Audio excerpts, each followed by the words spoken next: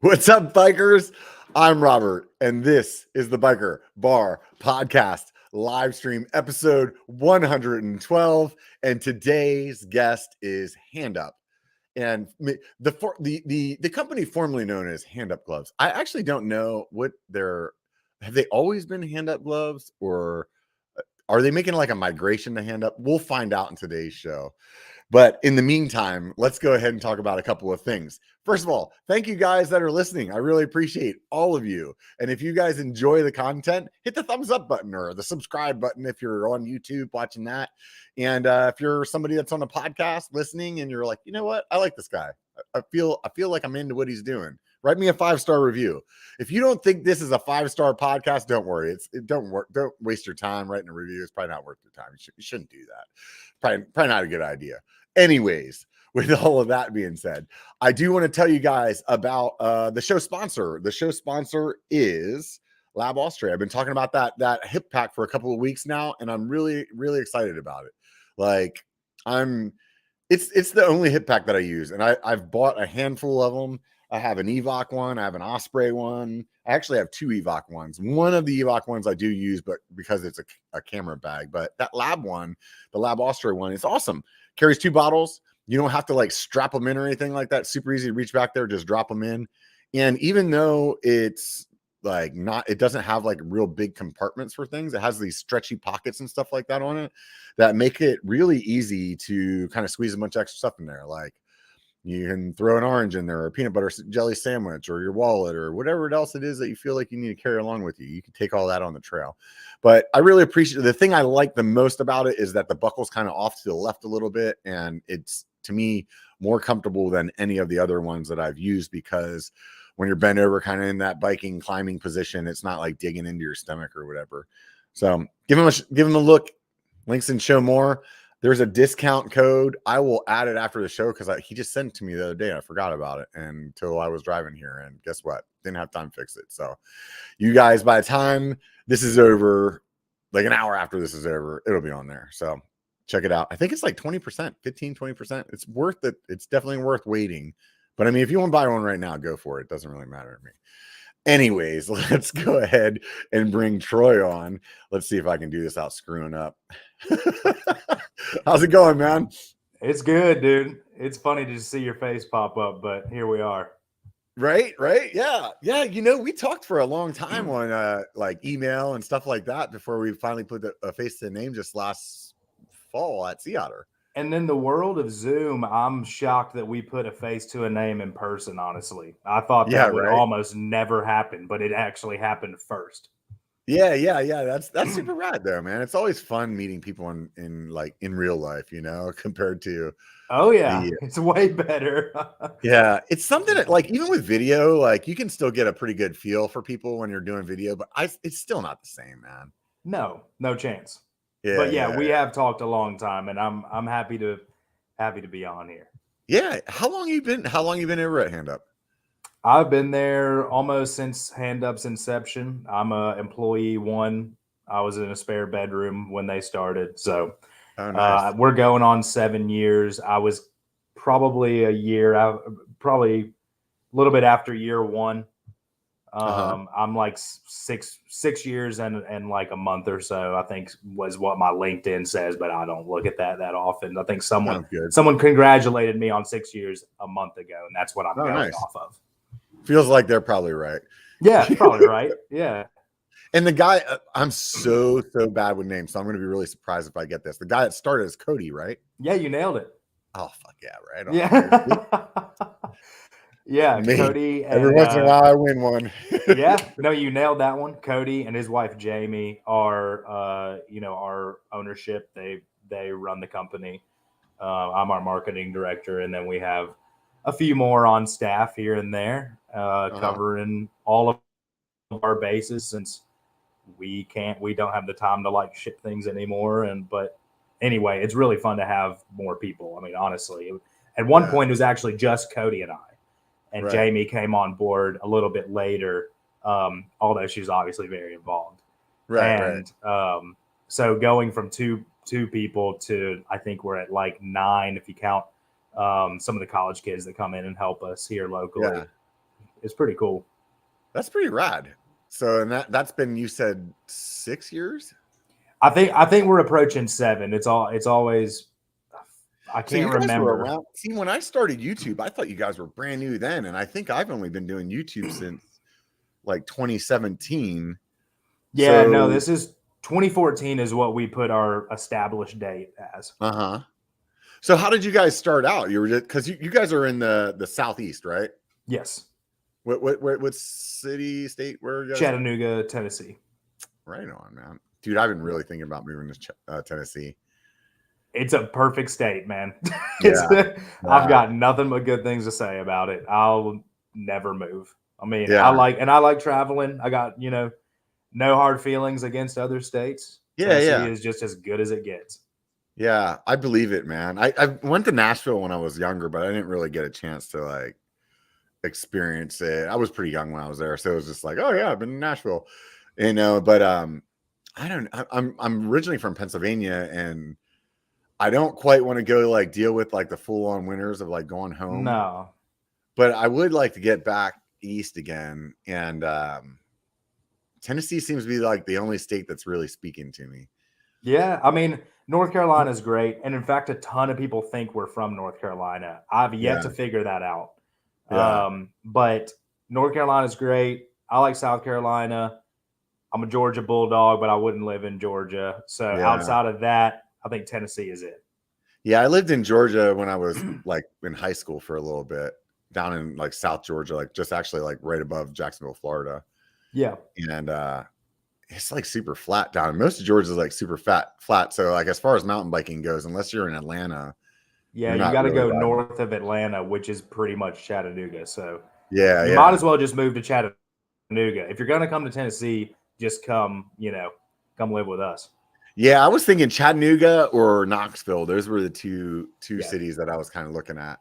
Knoxville's great. You just got to like all that orange, and I do not. Oh, yeah. Yeah. Well, that's where the Vols are from, right? That's right. Yeah. And Tennessee, man, they love their Vols. That's for sure. Absolutely. It is all over the place. Yeah. I had an uncle when I was growing up that was from Tennessee, and he was like, all about them. Oh, yeah.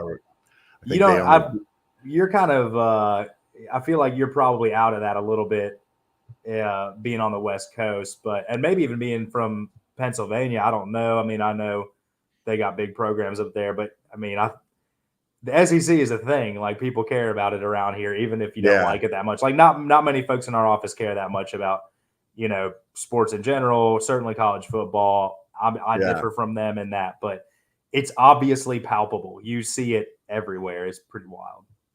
Yeah. I mean, Pennsylvania has Penn State, and, as far as like a college football team goes, I mean, they're usually pretty good, but you don't see the like level of dedication as you do in the South. Like, people aren't like painting their cars the collegiate color or something like that, or it's wild. Yeah, I mean, like you go to like Texas or something like that, and you're rolling by a high school looking at their stadium, and you're going, "What college is that?" And somebody's like, "No, that's the high school, man." You're like, "Are you fucking kidding me? Like that's a high school game, like field, Oh, it's absurd. Yeah, I think they have them. Texas as a state has like, the rest of the country beat. They're just number one as far as that's concerned. Yeah. They're not messing around. That's for sure. Have you ever talked this much sports on this podcast? I don't know. Sometimes it doesn't matter, dude. I talk about all kinds of stuff, man. Some people are like, "Well, what do you? I thought you were supposed to talk about bikes." I'm like, "It's the B1KER Bar, man. You can talk about whatever you want at the bar, dude." Right. I like that. So, I like that. To me, like, I don't know, man. I feel like if you're trying to get on and just be like shooting off, lobbing like bike questions and specifications and weights and grams and stuff, I don't want to listen to that shit. Yeah, and I wouldn't have much to offer, so it'd be a quick podcast with me. Right. So like 6 years ago, 7 years ago, whatever it was, let's just say we're not good at math. Why was it that Cody decided to start this? Yeah, I mean, he's actually coming from out west. He was in Nevada. He corrects me every time I say that. I feel like I can't remember the right one.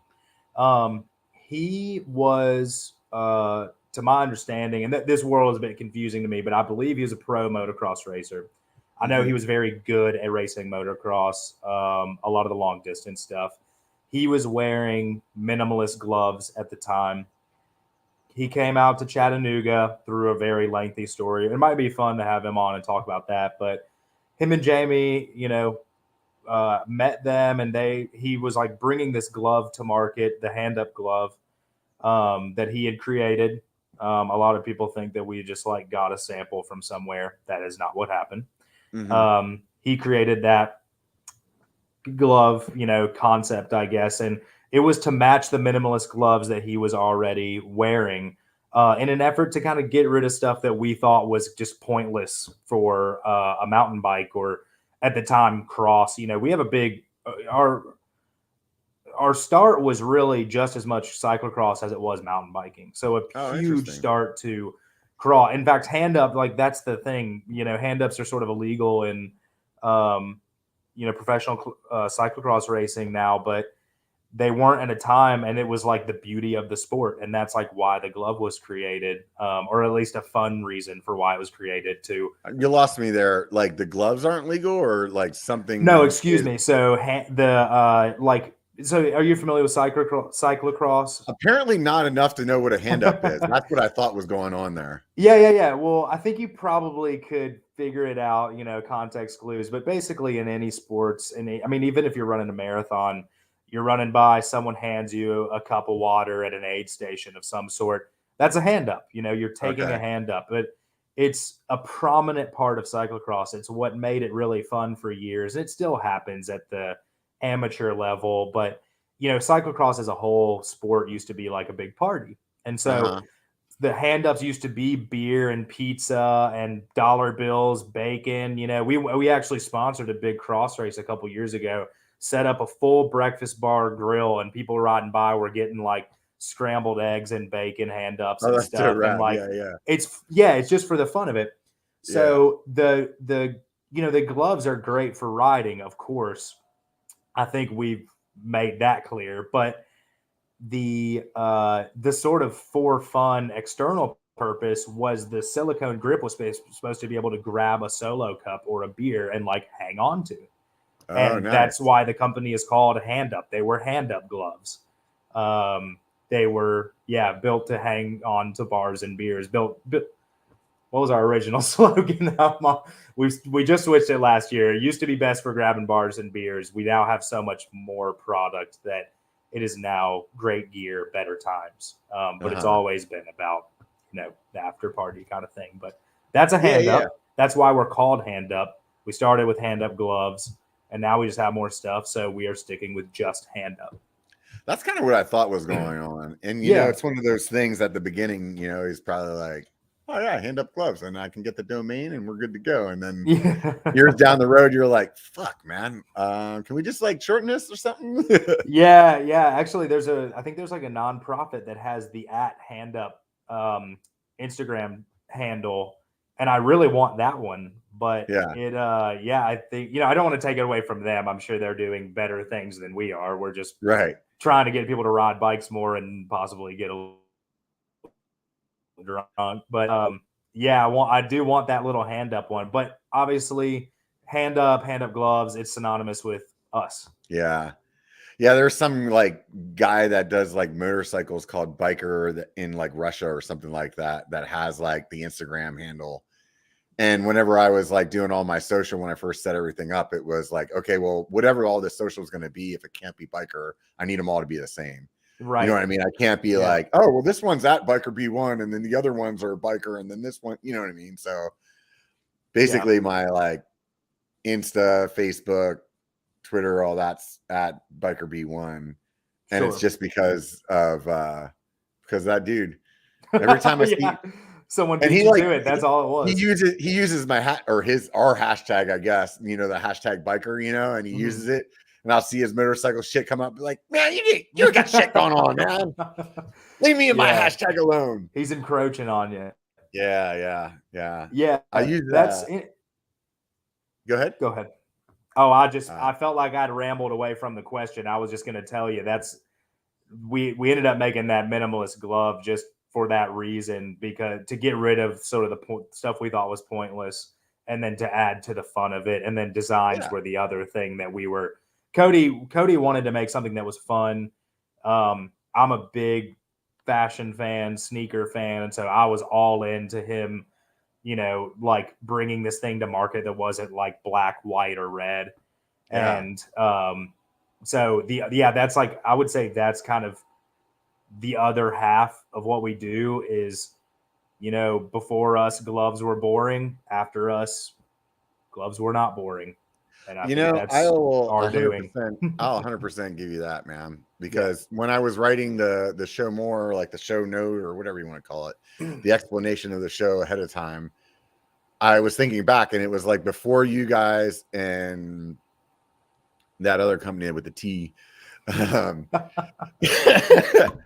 don't know which one of you guys started first, but I remember personally. I remember Handup. I personally remember Handup first, and what I was writing in the show notes was, before that it was, a black glove with maybe some like gray something on it, like a logo or something like that. There was no fun to it, and that was the draw for Handup. When you guys first came out, I used to always wear gloves that had like padded like palms. Yeah. And so when you guys first came out, I was like, that sucks. No padded palms. I'm not interested. Yeah. And we get that a lot. Somebody, I don't remember who it was. Somehow or another, I ended up with, I think Cody actually just gave me a set. Like I was at like a Interbike or something like that. Yeah. And he was out there, working the tent. And maybe it was Sedona. And he gave me a set. And I was like, well, they're super fun. They look cool. I'll give them a shot. And I was really blown away that I didn't need the pads. You know what I mean? It was like one of those things. I was like, wait a minute. I guess I always thought I needed these, I think it's such a common misconception. And I feel like having done bikes for so long, from bike shop to now the industry side, and been like involved in it for so long, because I did shop before Handup. I was super into it. I mean, I just read every single thing that could ever come out. And so now, I mean, I've been in this like 10 years, and there's so many things like that where people believe something because it's like seemingly intuitive, or they may have heard it once. And there are plenty of examples where I'm like, man, that's not the way it works. It's not important. And I have that conversation a lot when people come to the tent. They think that they need pads because their hands go numb. And I'm like, dude, a millimeter of pad is not it's your body weight you're leaned over too far. It's a fit Sometimes issue. Though, it's just like something, even like the way that the glove is cut. Like I have a buddy that he can't wear Tascos. He says something about the way that it like bunches in his palm. It always makes his hands go numb. And he might size down. I mean, I'm sure there's stretch like ours do if it's some bunching. Who knows what it is, but I mean, whatever it is, whenever he uses your gloves as well, and he's like, no problems there. He's like, they just don't work for him, Yeah. I mean, it's stuff like that. I feel bad that people have been sort of taught that, and I hope it doesn't. I try to like educate a little bit when I get the chance to, because it opens up a whole new world for people, maybe one day we'll be able to convince like road bikers to wear Hawaiian shirts on the road. That'd be amazing. But I think that's a far reach. I am like an anti-spandex kind of guy. And I've always been that way. Like back when I started like mountain biking in the early 90s, there was no like baggy shorts. Yeah. So I would wear like the spandex shorts, and then I would wear like Umbros or some other kind of like sport short on top of it, because I was like, I'm not walking around like that. This just look like, it doesn't look right, man. Like you can't like carry a man card and wear spandex. Like unless you're a professional racer, like that's like podium shit, and you're like in that, okay, then wear that. I get it. You get like some kind of advantage, but everybody else, what the fuck are you doing, man? Like you see somebody out there like squeezing that shit, looking like some kind of sausage or something. You're like, what are you thinking, man? You're not winning, and you're not Lance Armstrong winning some shit right now. It's like, Put some fucking regular clothes on. Look like a normal person. As true as that is, I think if I had like a rock solid 6-pack and just looked like a Greek god, I might be a little bit okay with it. But Yeah. the beers helped me put on some pounds, and I definitely don't look good in a kit. No one should be seeing that. No, I know what you mean. I think there's a time and place for everything, right? And I think I've put on a kit or time or two. I probably will again, but I would prefer nowadays to just wear a pair of jorts and a t-shirt and move on with my day, because when I inevitably have to stop or whatever, the whole restaurant doesn't turn around when I walk in. And that's, I don't know. It's tough. It's tough. And one of my best buddies ever owns a really cool kit company in Roanoke, so I can't trash kits too much. Yeah, I understand. I understand people that do. It's just one of those things. It's just not for me, man. It just isn't. And I don't. I'm with you. I just don't see the point in it, man. I totally don't see the point in it. Like, well, there's much more leg to stand on there. I mean, how much, when people start touting like, this saves time, it's more aerodynamic, it weighs like, that's where I start to say, that's real. That is genuinely only applicable at the elite level. So that's so those excuses are sort of off the table for me as well. I would rather someone say, look, I think I look awesome in a spandex kit. Just have the confidence. You already do, obviously. You're riding around in the spandex kit. So just say, I think I look rock solid in this. Yeah. Okay, perfect. Right. I'd rather you do that than tell me some other bullshit. Yeah. Yeah, exactly. Just own it, man. Be like, all right, man. I like wearing a leotard. It's fine. Own it. Yeah. It's definitely interesting, But so, I mean, the bottom line is that, like, what we were getting away from there is you guys actually had some kind of, like, let's just call it flaherty or stuff that the other ones didn't. Did I lose you? I think I did. Yeah, I'm gonna have to ramble while Troy figures out what's going on with his internet connection. So we'll see what happens. He's frozen. And anyways, I definitely have always enjoyed the Handup stuff, and the designs have been fun all along the way. I'm trying to, like, ad lib here at the same time that I'm texting him, and I'm not doing a very good job of it. So I'm going to see if that's all I need. There we go. I got the text off. Troy's gone. See, he'll figure it out now at this point. Hopefully his power went down, or his internet took a shit, or who knows what it was. Anyways, so let's go ahead and talk about these Handup gloves. What did I have to say? Anyways, I'm going to talk about trail building, because that's what I was doing today, and we'll ramble on about that for a little bit till Troy comes back. So if you guys have never gone out and, like, done trail work, I highly urge you to do it, because the first time that I ever went and did it was a couple years ago, and it was just kind of like one of those work days. And I went and just, like, went out on one of those regular trail work days, did a little bit of shoveling, and everything was cool. And then after that,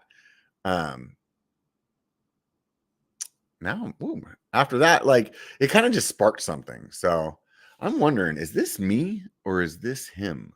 Let me see what happened here. Let's see what happened here. Is anybody on the comments? Can somebody shoot me a comment?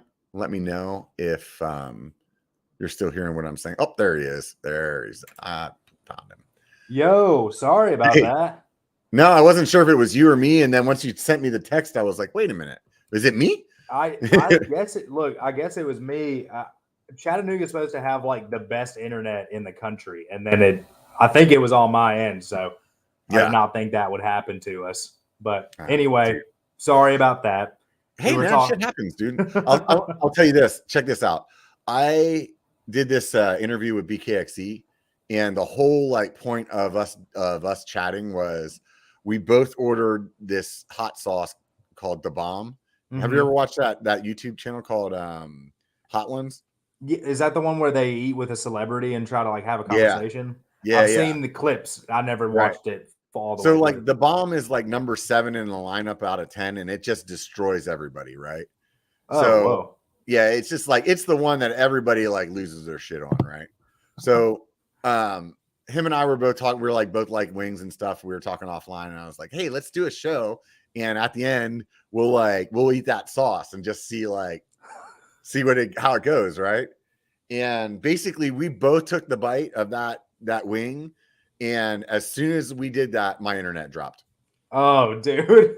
And so it's like here he is 100% like, and thank God it was BKXE because he knows how to live stream on his own, and he just took it and started running with it, and but like it took me like a couple of minutes or whatever to get back on. Oh, And no. I think I ended up like connecting with my phone. It was just like just a holy shit show. Yeah, And right.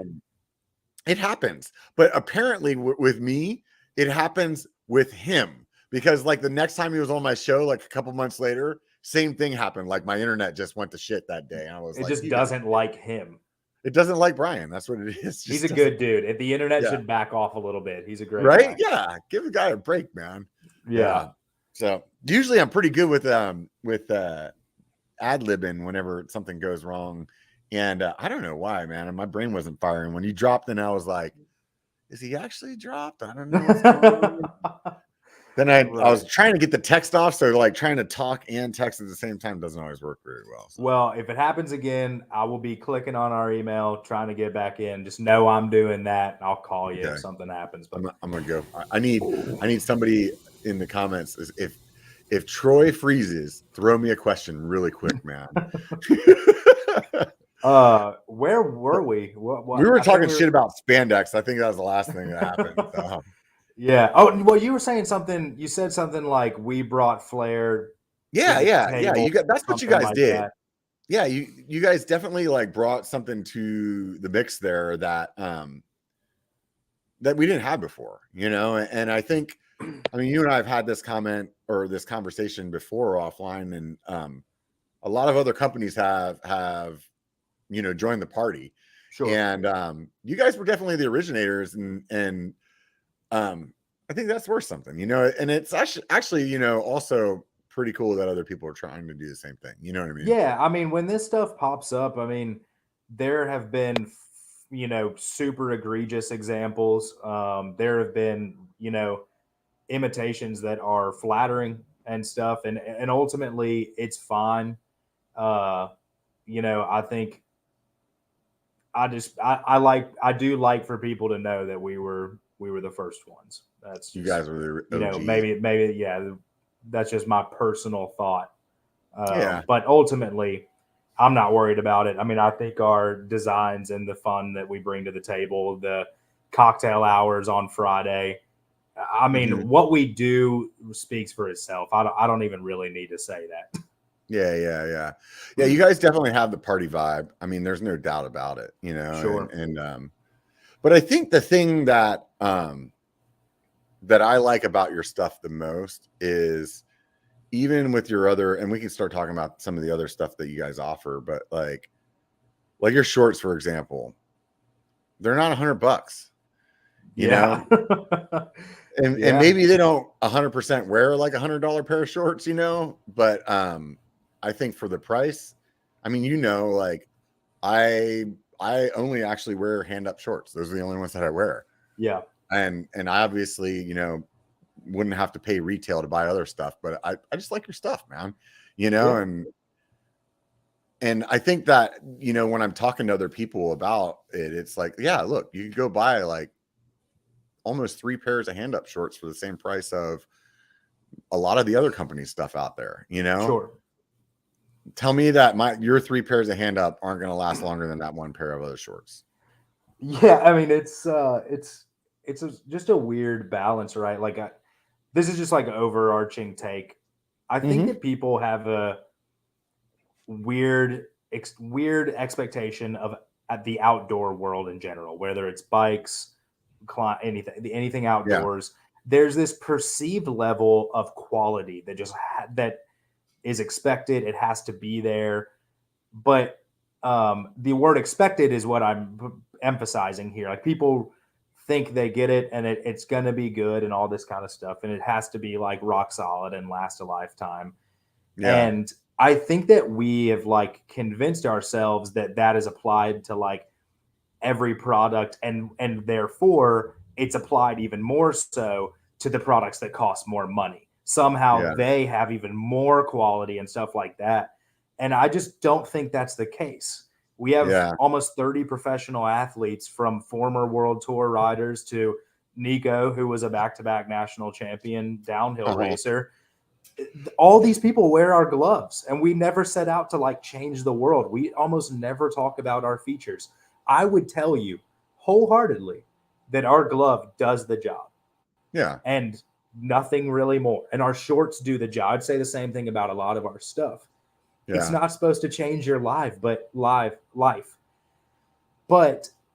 the quality's still there, because there's not just like some magic material out there. Like, unless you're Gore-Tex or Lululemon, who manufactures their own materials, those two companies, I'm like, yep, they're actually substantially better. They're the shit. Yeah. Outside of that, I think everyone is kind of doing the same thing, and it's up to you to put your own spin on it. And you know, like, whether you have some fun with it or you want to talk about features, whatever. But like, yeah, I mean, I think, you know, having experience with other gloves and other shorts and stuff, you know, there's a lot of similarities. And we're not gonna like beat people up over price and try to convince them that our pants are worth as much as a Patagonia pant. And I guess what I'm getting at is, like, I'm not convinced that a Patagonia pant is better than our pant. That's what I'm trying to say. Like, at the end of the day, I'll like, tell you what, I bought this Patagonia jacket in Bend last year because I freaking didn't have one, and holy shit, that thing was worth $100 that I spent on it. And there's yeah, of course, there's things, like, trust me, like, if I was walking up Everest, I would not apply this. We're existing in a bell curve here, right? But you know, I'm just talking shit. I'll just throw a little loop in there, like no. Yeah, and you're not wrong. But it's like this weird perception of quality. Yeah, no, I understand, but I think, you know, this is the deal. You pay to buy shorts. You can go to Old Navy and buy a pair of shorts for like $15, right? Right. You know, or you could go to like PacSun or Macy's or something and probably spend $50 on a pair of shorts, right? When you go and you buy a mountain bike pair of shorts that are $80 or $100 and you take one digger and they rip, you're like, what the fuck, man? Like, that sucks. You know, you're like, maybe I should just be wearing the freaking $15 shorts from Old Navy. But then you go try to pedal in those and it sucks. So you're like, okay, well, obviously I need to pay for like a bike specific short, you know, but dude, it's tough. What you just said is what, like, that was our entire approach to our clothing line. Yeah. We were riding in Old Navy stuff, not enjoying ourselves, but, you know, to the fullest extent, I guess. Yeah. But, you know, we were wearing basketball jerseys at the time, just having fun and not worrying about jerseys. In fact, I think Cody had an experience buying like $120 Specialized jersey when they really started to pour into the mountain bike side and have like a full clothing lineup. And he ripped it the first ride. And like, that's his fault, you know. Specialized isn't going to do anything about that. And frankly, I don't blame him. So it's you're spot on is what I'm saying. Like, you got exactly what we were going for, because I think we try to say that when we can, but our pricing screams that from the rooftops, that what you just said. So so if somebody buys a $40 pair of mountain bike shorts and is upset that they don't last as long as something else, it's like, dude, like I said, what else is going on in your life that's wrong? Because I don't think $40 is something to be too mad about, you know. No, and especially like what I said like earlier, I mean, that's like 2.5 pairs of shorts that you could buy compared to most of the other competitors, you know. Right. Unless you're buying like these like $15 like knockoffs on Amazon, which I just can't see them being good. Yeah, because I feel like they're just like, when you buy those shorts, they like tick boxes where it's like, Right. oh, we used this material and we put this pocket in there and we kind of bid off of Fox, who is actually producing them in our factory or some shit like that, right? Yeah. But they're never cut right. Like even like REI used to have like their own brand. I can't remember what it's called. The well, they call it co-op stuff often, but I don't know. Yeah. I know what you're talking about though. So I think like Weird bike wise, cuts, they used to all have weird something cuts. specific. I think they stopped using it. I think they use the co-op labeling now or whatever. But I remember whenever they first tried to do mountain bike shorts, they're a huge freaking company. And it was like, I remember bought a pair and it was like, this fits horribly. Yeah. Like this is not worth anything. Like it's not worth even $40. Yeah. It was like, yeah, I'm definitely using the freaking, I'm taking these back and not feeling bad about it at all, you know? Right. So, And I mean, there's also, a certain portion that fit and comfort that really comes into, and that's what I wanted to talk about. Like your shorts. I remember when I first did a review video, like some of the coloring will fade on the original shorts over time. Right. And we had this same conversation where you were like, hey man, it's $40 pair of shorts. Like it's not going to last fucking 10 years, or whatever it was that you said, something probably a lot nicer than that. But, and I was like, no, I get it. Because I was like, you guys you're like, hey, we're gonna be bringing out something else new though soon. And totally. I have the AT Plus as well. I really like them. I love that they're more waterproof and stuff like that. But at the end of the day, I actually still like the original ones, I think, better. Yeah, the original are super stretchy. There's a hefty blend of organic material. The organic material in that is cotton. The AT Plus is full synthetic. So here I am talking features, saying like we don't talk features that much. Now you've forced me into it. I'm gonna pull it out of you. The original ones, yeah, they're 57% cotton, I believe. All that means is they feel like sweatpants. Yeah, and like when you bring it down to realistic terms, so all that stretch, allows the seams to not rip. Like I feel like gives it a break. Maybe tell me if I'm wrong. I feel like I catch my crotch on the AT Plus more than I do on the old ones. There's more of a structure to them. Like that's not shocking. They're not as like the durability increase made them, a little less malleable. They don't stretch out as much. They're just more structured. But yeah, I think you'll get a lot more last out of them. The funny thing about the AT pant too, the original, is we were actually going to call that the hot lap pant and short when that first came out.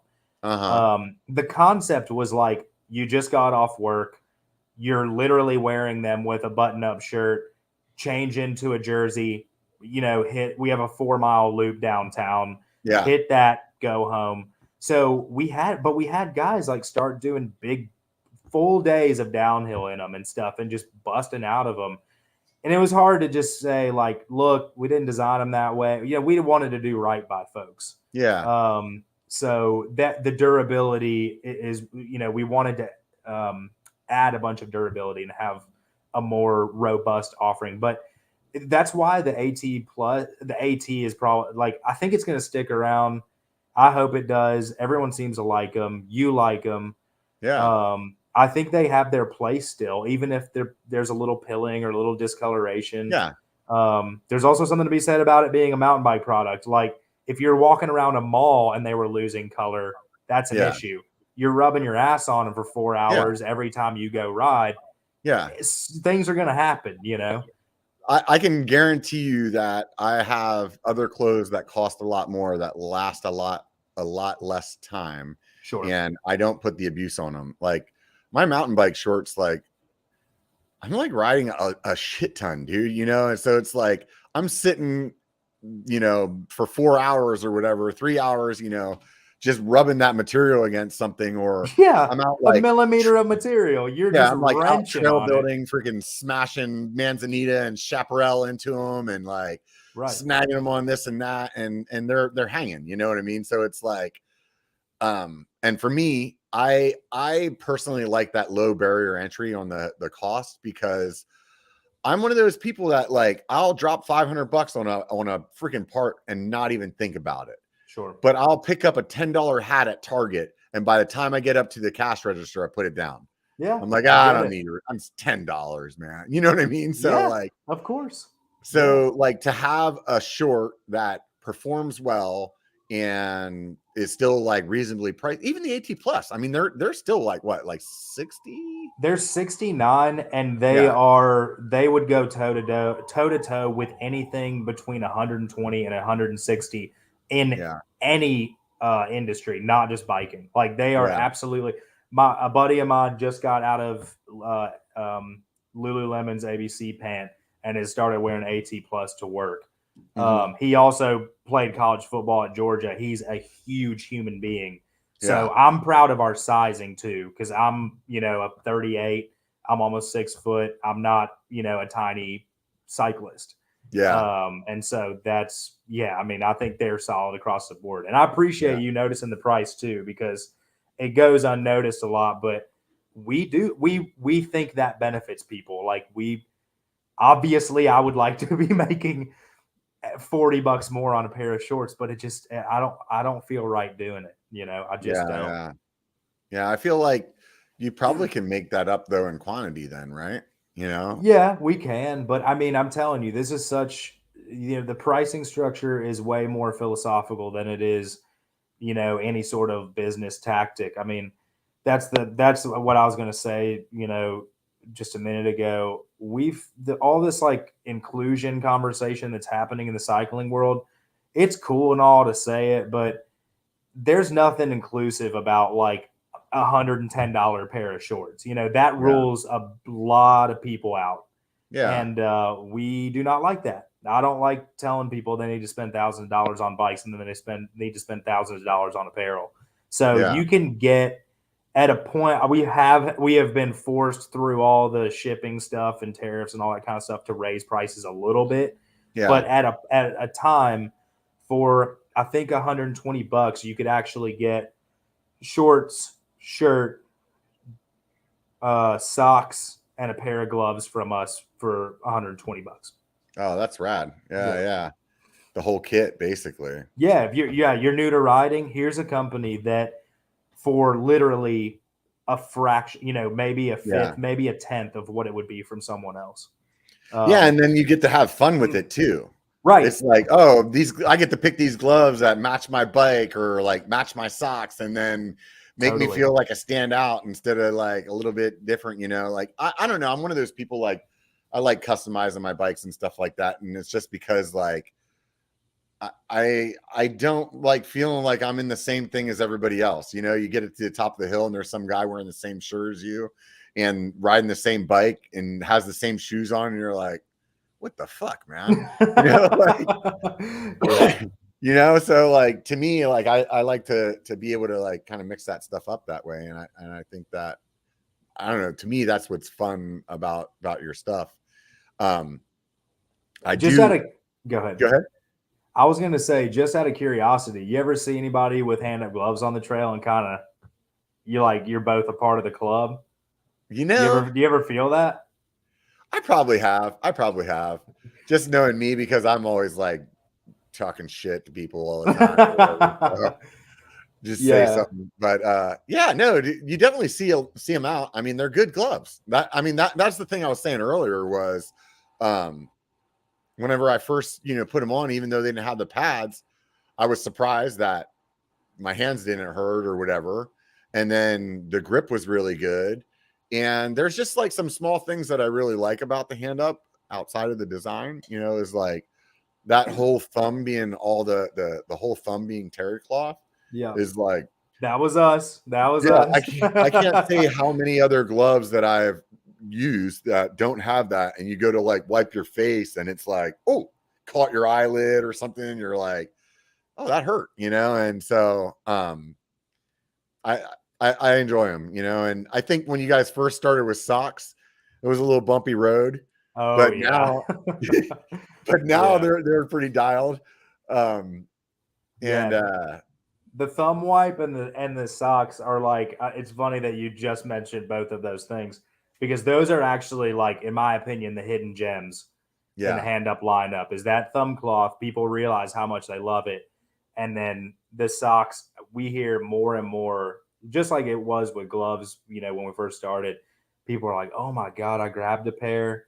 Just on Black Friday to check them out or something, and now I've got a whole drawer. I'm like, yeah, we live in them. It's the only thing that every single person in the office wears to work every day.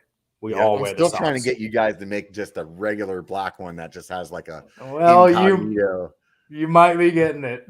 I just want just a really tiny little logo. That's it. Because sometimes I'm like, I want to wear those gloves, but I don't have socks that really match with them. Or like if I wear those socks, it'll look stupid with the shorts I'm wearing or something like that. And I'm like, I just want some regular black ones that just say like Handup on the back or something like that. And then I can wear whatever gloves I want. Yep. It's coming. You're so close to getting the design right, but there is a very simple sock coming your way. Oh, sweet, dude. I'm super spring excited. 22. We got a good lineup this year. We just finalized it. I'm pretty pumped. So somebody asked earlier, and I feel like we should definitely address it. One of the MTB asked us if there's going to be any more AT Plus colors coming out anytime soon. Yeah, totally. I'm glad that question got asked. It's a great time to kind of share some backstory to that. With anything that we do, because we're still actually fairly small, we have to get the regular sizes going, get a couple colors in, see how it goes. The AT Plus killed. We all love it. We live in them. Nothing but positivity around that product. Now we're phase 2. We're going to go. I don't know the specific colors yet, but I think I would say 2 more are coming out to add to the lineup. I hope 3. But yeah, totally. That's going to be developed just like all the old pants. So that would be the pants and the shorts, or both? Yeah, everything that pants and shorts might as well be one and the same. Anything we do with them, we'll do with the other. Right on. Yeah. Well, that's rad. Yeah. I haven't tried the pants yet, man. And one of my buddies, actually, when you guys had the original ones out, what do you call the OG pants? What do you call those? So they're AT, which is all time. AT Plus is the new ones then. Okay. Yep, the Plus. Got it. So he had the ATs and he would wear them to work, like what you said, all the time. Oh yeah. And then he'd just show up and ride. It'd be like, oh, that's kind of cool. And I'm like, I'm a person that I run kind of like temperature hot. So the thought of me wearing pants and riding, I'm like, no, I'm not doing that. Right. Yeah, I get it. But I'm also super dude, I get poison oak so easy. If I'm in the same county as poison oak, I get it. Yep. And there's some trails that I really, really like riding. And I'm like, if I had pants, might be all right. It'd be good. Because honestly, as it is right now, I wear a pair of shorts and I got my socks pulled up and I'm wearing knee pads and there's 2 inches of my leg that's exposed. You're basically wearing pants. Yeah. I managed to get poison oak there. Yeah, right. So I'm like, you know what? I feel like I'm going all in. Let's I want to know what you think, honestly. I've loved all your feedback over the years. It's all been solid.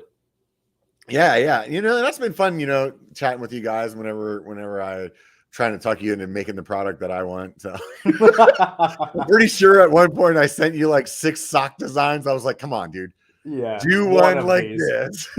No, it's fine. And I feel like with as much stuff as we put out, it's a matter of time. That's our thing too. We try to keep it fun, keep it light. Stuff rotates off and we bring out new stuff. I think we had 36 individual launches last year. It was a fun year last year, and it wasn't just gloves, but you'll get it eventually, Yeah. My dog's over here friggin' hey dude, pet me. He keeps putting his paw on. It's ripping the skin off my leg. I'm trying to nonchalantly look at him no. Not right now. Yeah, I figured if I just started screaming no, all of a sudden you'd be like, what the hell's going on with this guy? Take care of the pup, do what you need. Yeah.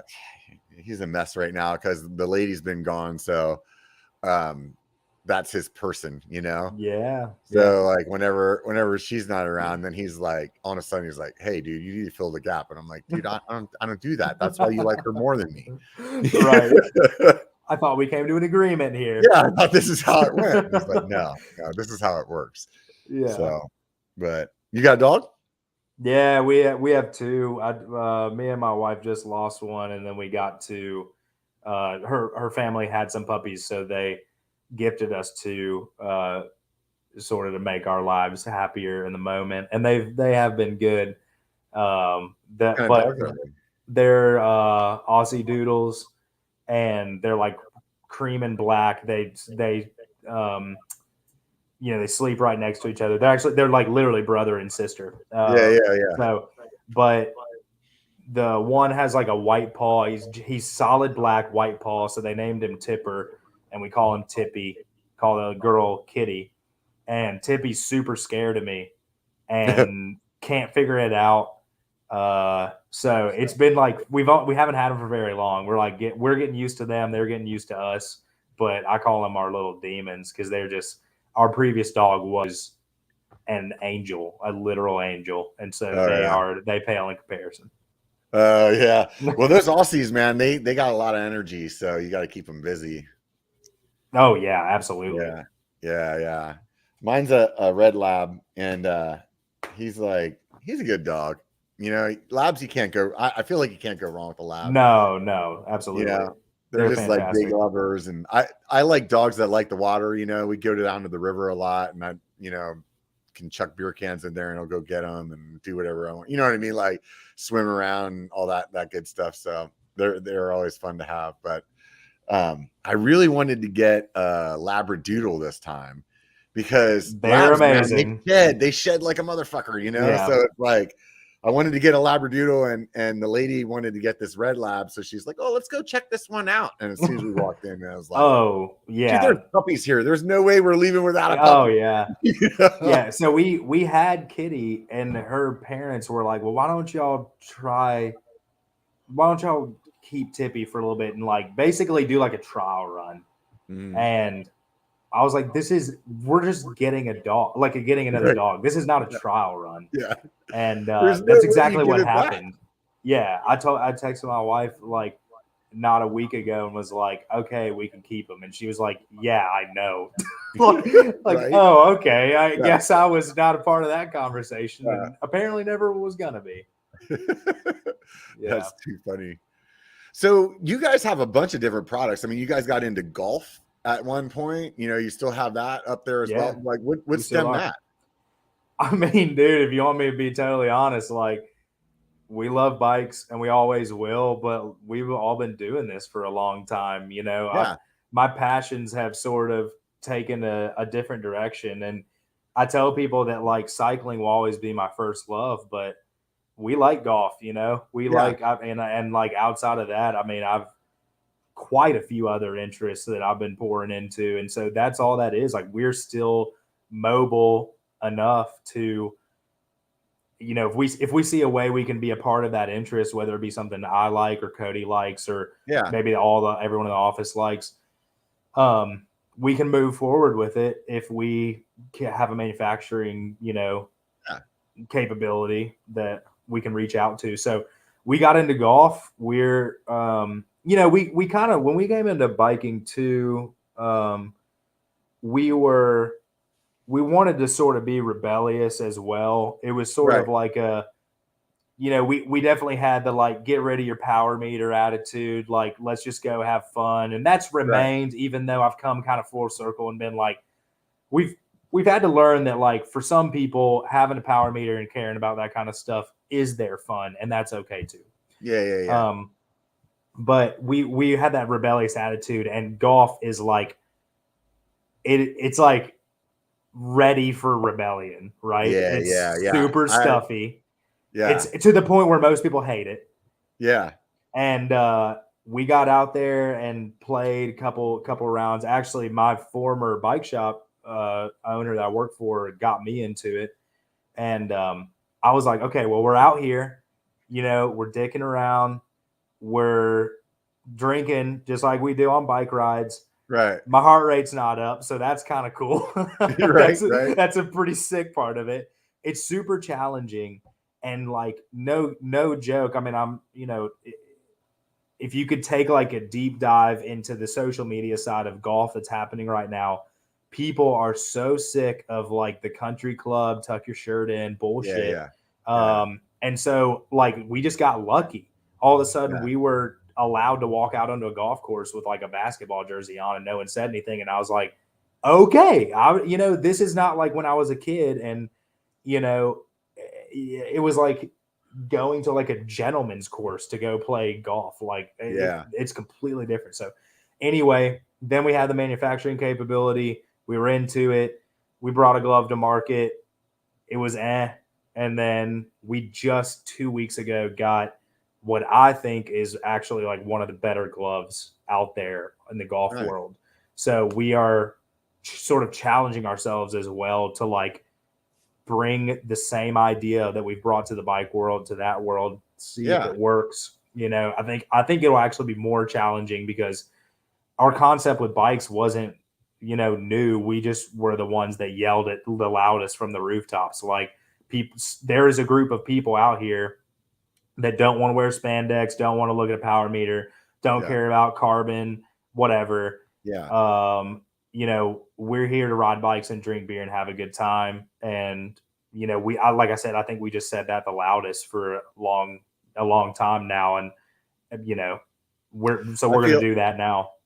I feel like when you guys get to that point where you can kind of like branch out a little bit more, I've had a conversation with my other buddies about shorts in general, that it's like bullshit that you can only get like solid colors.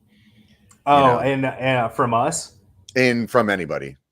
I mean, like if you look at Shredley, she makes the lady shorts. She's got so many like rad designs, and it's like one of my buddies even bought a pair of those just because he like bought like this freaking big size so he could like fit in them, because he's like, I just want some shorts that aren't like one solid color. They're like super fun.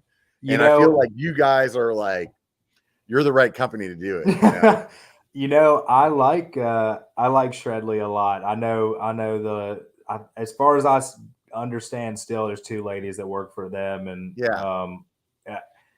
to be honest with you, man, like we may do it at one day. I don't know, but we don't like stepping on toes. I mean, people seem to step on our toes all the time and aren't bothered by it. But I would rather like go to Shredley and be like, why don't y'all make a men's line and we can partner on some stuff? That would be more ideal to me, at least to start. Yeah. So I don't know. I wouldn't feel like you were stepping on your toes though. I mean, I feel like you guys make designs and they don't have a men's line, and I don't know if they have a need for it or want for it or anything. I mean, to me, it's like you guys make shorts and you've already made designs on everything else. Like, why would you not like throw some design into your shorts, So I understand what you're saying. Yeah. But I feel like that's like what you guys are known for, like the party and like. Yeah, you're not wrong. So like I could like me personally, I would rather wear like a loud ass pair of shorts and a solid color shirt, than your like button up like Hawaiian shirt and like a solid like short color. So but that's me, you know what I mean? And I'm not everybody. So well, and for what it's worth, the perfect middle ground, I think, is jorts. That's why jorts was a joke. Yeah. And like people not only liked the joke, but were like, I like it enough to buy every color, and this is all I wear now. It's the only product to date that we've had in a non-cycling publication, being the Wall Street Journal. It's also our second best-selling product in the entire Handup lineup. That's funny. My buddy has all your jorts, and I always give him shit about them. I'm always talking shit about the jorts, and he's like, "You should try them." I'm like, "I'm not doing it." I will send you a pair. Oh, if you would like to try them. If he saw me in those, he would be so happy. Dude, I haven't worn jorts since I was like low class freaking white trash back in Pennsylvania growing up, man. I thought like I like aspired my lifetime to get out of wearing jorts. So Yeah, but you know what, dude? That's like, I don't know if you ever read the first. I write all of our copy. Our first, when we first put out the AT pant, I remember right. I'm probably it's probably still there. I mean, I don't read the website like every single week, but I said right, something like, "Why?" I literally was like, as if I was having a conversation with myself, saying, Why'd we get away from like wearing Levi's like we did around the block, you know, riding bikes in the yeah, neighborhood and stuff? Why does it have almost talking down the product I'm trying to like get right, people to be excited about? But there's some truth to that, you know? So like Jorts is about being 10 years old again. That's like yeah, that's the way we look at it, you know. yeah, yeah, So as long as yeah, it's fun, man, it's just like you know, it's like with everything. I'm super into guitars and watches, and it's all tattoos. It's all the same stuff. People yeah. get super into it, and then beat people up about liking what they like, and get you know, it's just it should all be fun. There's too much Oh shit in yeah. this world, you know. Everybody's got a fucking opinion, man. Yeah, it's bullshit, you know.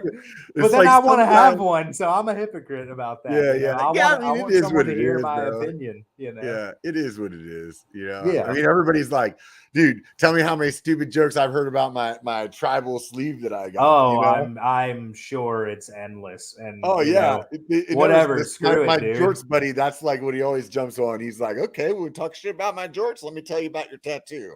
You know, Yeah.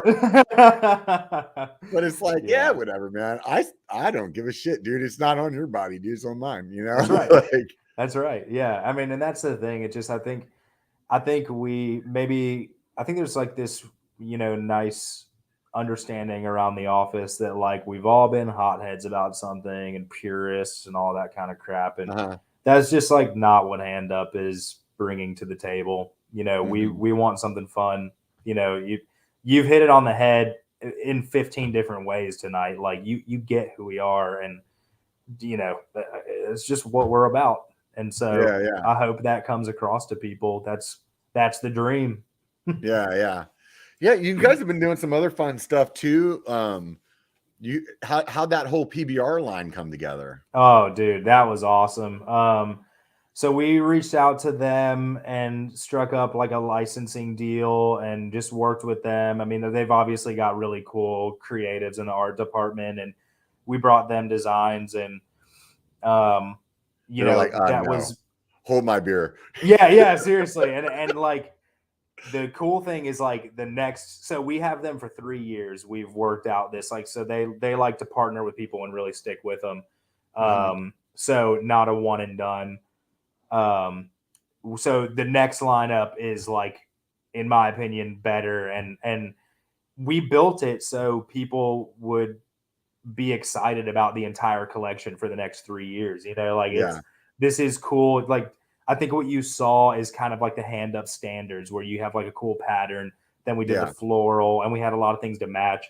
This next run is like a lot of our own flavor, you know, the kind of thing that we are excited about. But it went well. Um, Again, kind of sticking to the whole mantra of like being the first to do things. Like we weren't the first. We certainly weren't the first brand to work with a large company outside of the bike world, but that doesn't happen very often. In fact, I know, I can't remember who Giro worked with. They worked with a designer, and then I know Fox and Santa Cruz have worked with a Supreme, but Supreme has to come to you.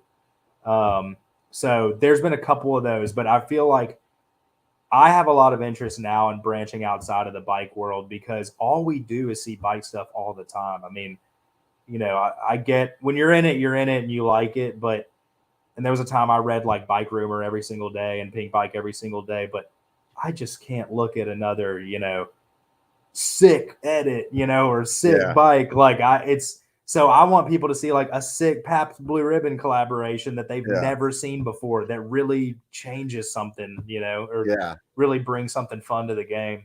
So it went well yeah. though. I like the design, man. And honestly, like I'm not uh I'm not a big PBR drinker, I'm but not either. I like the designs. The designs are super fun. I like what it stands for. I like how like the vibe of it, Yeah. And if I go to a bar that has $2 PBRs, maybe I'll buy one. I don't know. Yeah, Like, I mean, that's the thing. Like they worked with us, like maybe snag a beer, and it's like a way of saying thanks. But yeah, I mean, we didn't stock our office fridge with PBR after that. right. Um, but it's about the fun of doing it. That's what's exciting. Um, so I don't know. That's kind of my 2 cents on that collaboration project. But we got more stuff coming. I I, we got one I'm super excited about coming up. I don't know when it'll drop. It'll be after March because that's when our late February, early March is when our spring lineup comes out. But I mean, we've got some good stuff in the works, and we actually have 2 more beers in that lineup that we have Oh, not put nice. anything out for yet. So Oh, nice. That'll be fun. I'll be talking to you soon about one of them. Oh, nice. That'll be rad. The other, oh shoot. So you guys have a pro glove now for Yes. riding. How are those doing? They're great. Nico Malali helped us design those. So of all the things I've said tonight, we finally bent a little bit and like really sort of took our original glove design to task with Nico Malali, who is a longtime professional downhill racer, back-to-back national championship until Dakota took it from him this last year. And anyway, he's like the opposite of everything I've talked about. I love the dude. It's been so fun to get to know him, and we've gotten closer this past year. But he's like a total tech nerd. Have you seen his whole he built his bike for the season coming up? No. So he went like privateer, left Intense Racing with Aaron Gwynn, and has built his own steel frame, and like it's super cool. It's like this, I don't know how to describe it. It's never been done before. Anyway, super tech guy. He helped us out, and they're going really well. I think people are very used to the hand-up glove that they have, because the other variations, like the sort of temperature variations, are all super close. So you really know what you're getting, even if you're going with winter or summer or whatever. The Pro Glove is really nothing like anything we've made before. So the palm is thinner and fully perforated, and the top is a totally new material, rolled fingertips. The mesh is like lower. It's like we took like a lawnmower to the mesh thumb part and made it super thin. And it's going well. It's cool, but it's like, I mean, it is a substantially, I wouldn't say better. It's a different glove. It's tight. It is for race mode when you're like locked on the handlebars. And if that's something that you're interested in having, I know there are people out there that they're like, when they do compete, they want the best. In fact, that's like why I got into this whole thing in general. So that part of it is going well, but our regular glove is still bread and butter. Everything you've seen from us before that. I haven't tried that Pro Glove yet. Yeah, I'll send it to you. I mean, it's kind of like it's like our glove. You're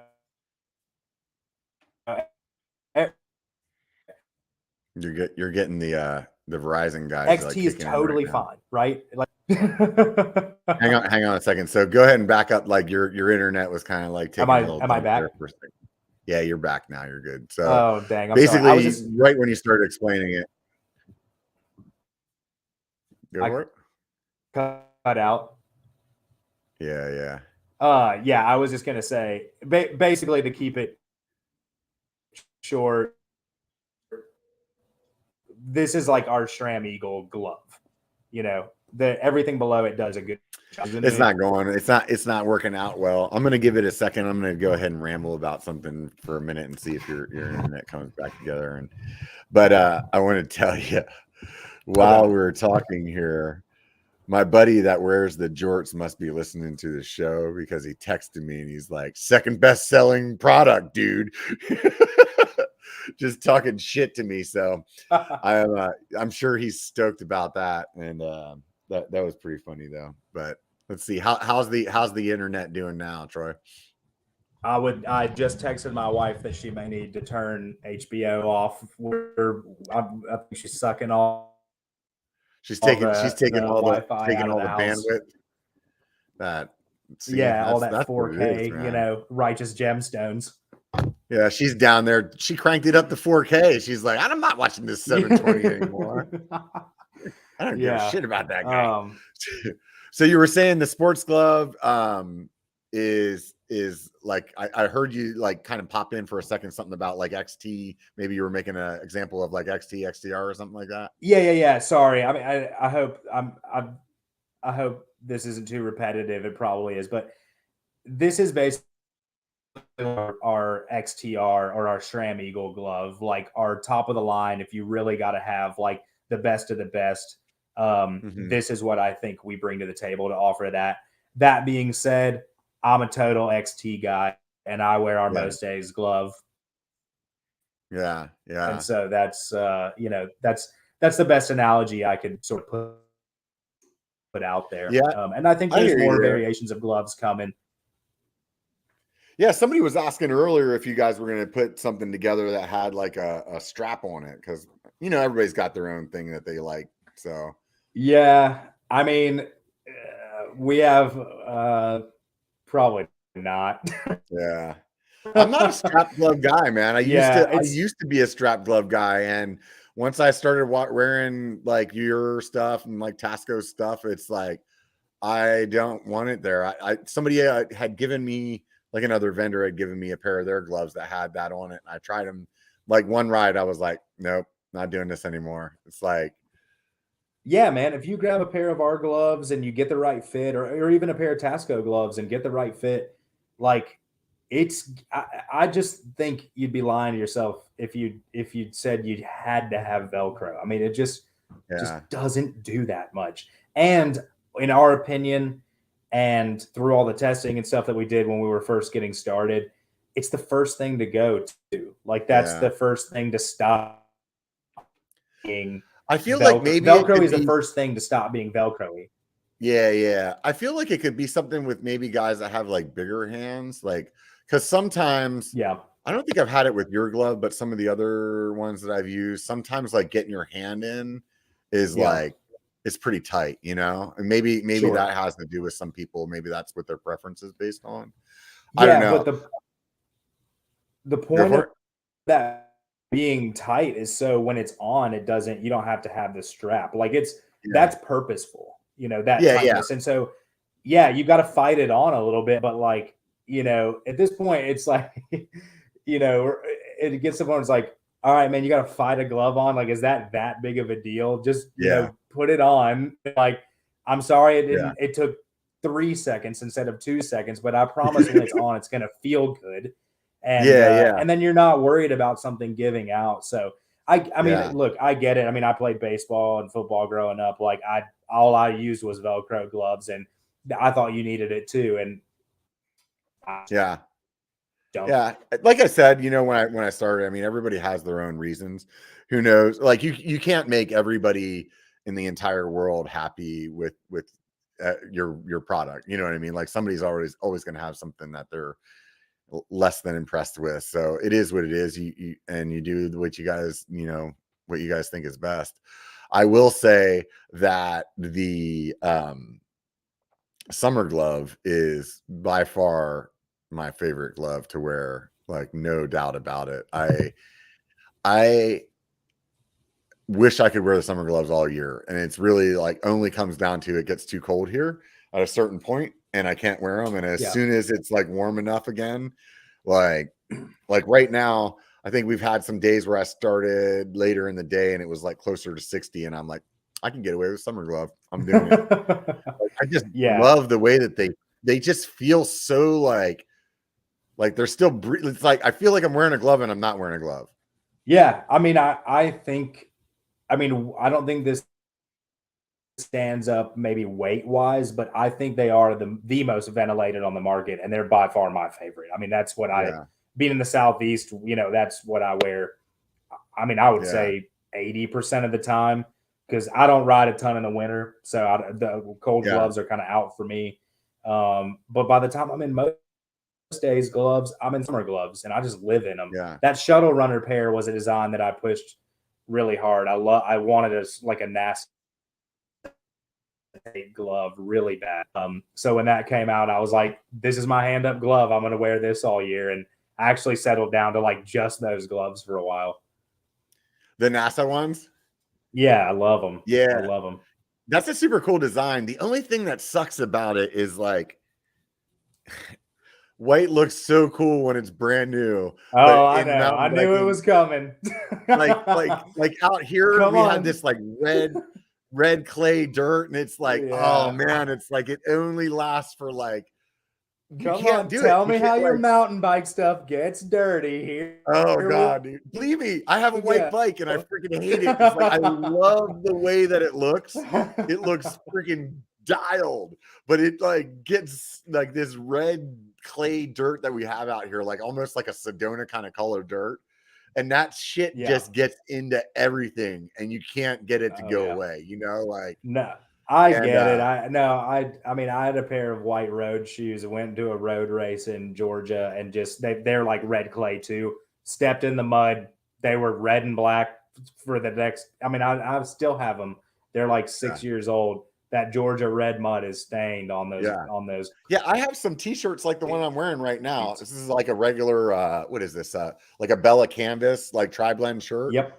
And I have some that I wear just riding, and it's like it gets that dirt in it and it will not come out, you know. And I really, really did like that design, that shuttle design, and I wanted to get them so bad. Yeah. But everything inside of me was like, dude, you're gonna wear them on one ride, and then you're never gonna wear them again because you're gonna be irritated that they just look like poop. So then you guys like made that orange one, right? Yep. And I was like, oh, maybe I should get those. But then I don't know what I think there was like me and my matchy. I was like, well, there's not a sock that goes with that. I need a better sock that goes with it. Yeah. Well, so make me a sock for the orange one, and I'm in. Right. We have we have another glove coming. We have another take on that coming your way. So maybe this one will finally get you. This would be the one. Yeah. I'm ready for it, man. Yeah, I mean, you know us, dude. We're like, we just always put stuff out. We're trying to just. Excuse me. Keep it fun. The thing I wanted to say before I forget about the summer gloves is one would think because they're so much lighter that they would wear out way faster, and they don't. Like it exactly really surprises me. Like any pair of glove that I've had, eventually either one of two things is going to happen. The seams will start ripping, like it's stress. You know, it's like being stressed. It's holding your hand to the handlebar while you're on. So either the seam starts ripping or I rip it on like some freaking tree or something like that. And that's it, you know? Yeah. But like otherwise it's not like the glove just like stretches out or, you know what I mean? Like it is like, it's normal wear and tear is what I'm saying. And those last just as long as my regular ones do. Like, and I would say, I almost would question if they last longer because I know I wear the summer ones more than I wear the regular ones. You know what I mean? Yeah, totally. Sorry. Obviously, I'm going to have internet issues tonight. I'm so sorry about this, dude. We're working with it, man. If it gets really shitty, we'll wrap it up. It's no big deal, dude. But you're spot on about the summer glove. There is no difference, in my opinion, between the last of the thicker most days glove, which is not much thicker, but there is some weight to it. And that summer glove, and you can like see your hand through it. It's so wafer thin, and you're riding the mountain bike and you're beating the crap out of it, and it still feels good. They just keep going, dude. It's awesome. That's one of my favorite gloves. Yeah. It's definitely surprising to me because you would think like when you put that glove on, it's like obviously it's like super stretchy. You know, and you put it on, you're like, my first thought when I very first got them was like, I'm not going to like this because I feel like my hand's going to be like washy whenever I'm riding, you know, like it wasn't going to like hold well. And like, that's 100% not the case. Like they just feel so good. And I think it gets hot as hell out here. So, I mean, you guys have all the humidity back there. So I'm sure you guys know exactly what I'm saying, but it's like, oh, totally. It's a great, like, it feels good. Like, oh man, I just like that. I like the glove. I've said a bunch of like tonight, like we don't make stuff that's supposed to like change your life and all that kind of stuff. Like if you're in the right climate, that summer glove actually will change your bike ride. It'll really, it's been like all our buddies in Texas, when we first came out, I was like, I've got the glove for you, man. Just trust me on this. And the same thing, like they don't, none of them buy our most days glove anymore. They're all summer glove people.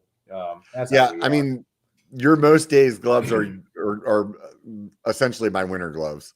You know, like, fortunately I live in Northern California, and every once in a while I'll break out a cold pair of gloves. And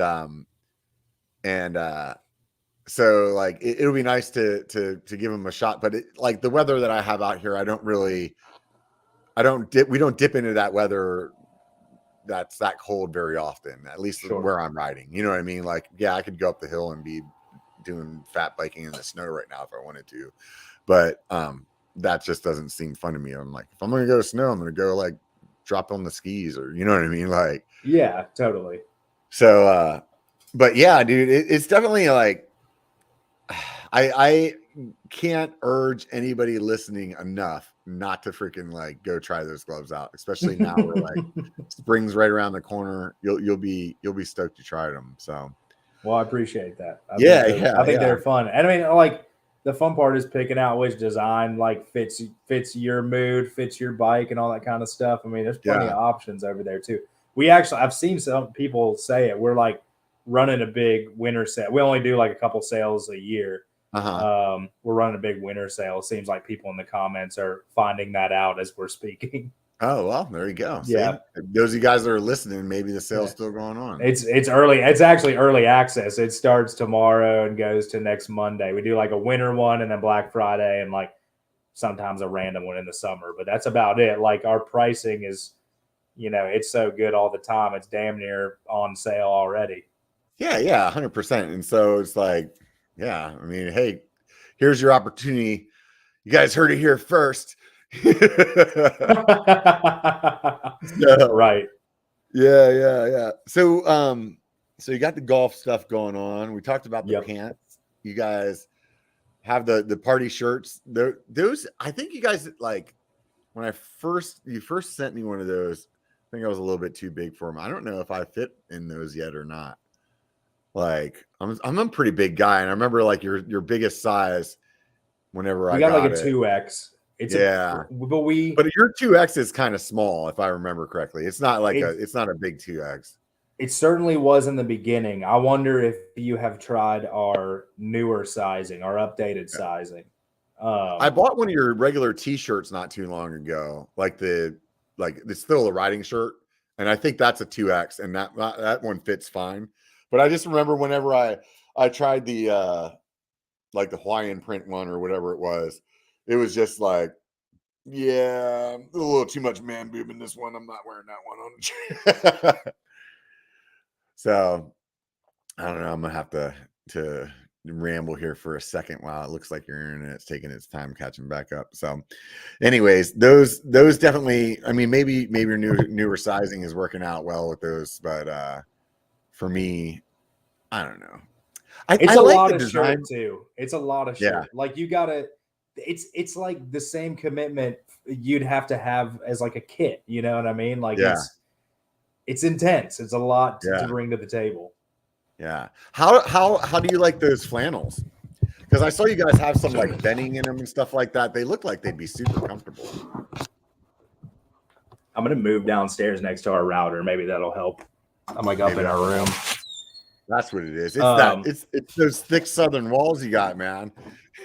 That's right, dude. It's like the Wi-Fi can't cut through the humidity in the air. It's so crazy. That's funny. My lady actually just drove cross country to Tennessee, and I think she's in Memphis tonight. That's where she's at. So she had another family member that was moving to the Nashville area, and that's what she's been doing, just driving like every day. They've been putting in like a solid like 12 hours or so, and the last leg was she said they were like Iric or something like that to Memphis. And she said tomorrow they only have like 3 more hours. So hopefully I can make a trip to Tennessee this summer because I really want to go check it out and like even more like consider the move, because basically like my daughter's in college out here, and by the time she's done with college, then I'm like might be primed to go. It's just really the thing like that's hard for me is, dude, we have such good riding out here in California, and it's like pretty much all year, Yeah, right. So I know that's you have us beat on the whole like outdoor availability. Like that's no doubt. And we get a lot of rain and all that kind of stuff too. So yeah. And that's the thing is like back home, I grew up in Pennsylvania, and it basically would be like rain on Friday from like 3:00 until like Monday at 8 a.m. And then it would be like, oh wow, great weather all week when you can't do anything. But yeah, exactly. No, I mean we definitely get that. I think 2 years ago we had more rain than Seattle actually, per inch or what however that's measured. Yeah, however they measure it. Yeah, it seemed like it rained for like 2 months, but anyway, sorry about the move. I was going to just tell you that the flannels I like as well. I don't wear them as much. It's probably the product I spend the least amount of time in. But that's again, because I just like fashion and I like to wear all sorts of different stuff. I can't settle on one thing. And so, the flannels are, they're flex top flannels. So they're stretchy on top. And that's like solely so you can reach for the handlebar. I think it looks good too. It's kind of something that makes it unique, but it really works. It's a feature, we always have like one thing that makes a product a little bit more special, the gloves, the thumb wipe, and now the AT pants have a little bit of more durability than the first time around. That flex top flannel is just like weird, almost too comfortable. You almost feel like you're not wearing a flannel shirt. So do you have one of these? I don't have one. One of these? Okay.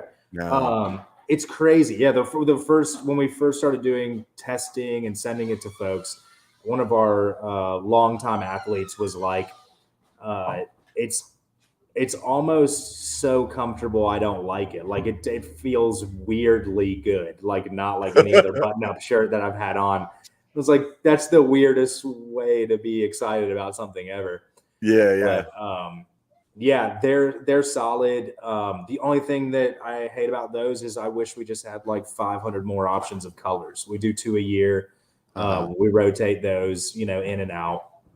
Yeah. So, but they're solid. I mean, they're rock solid.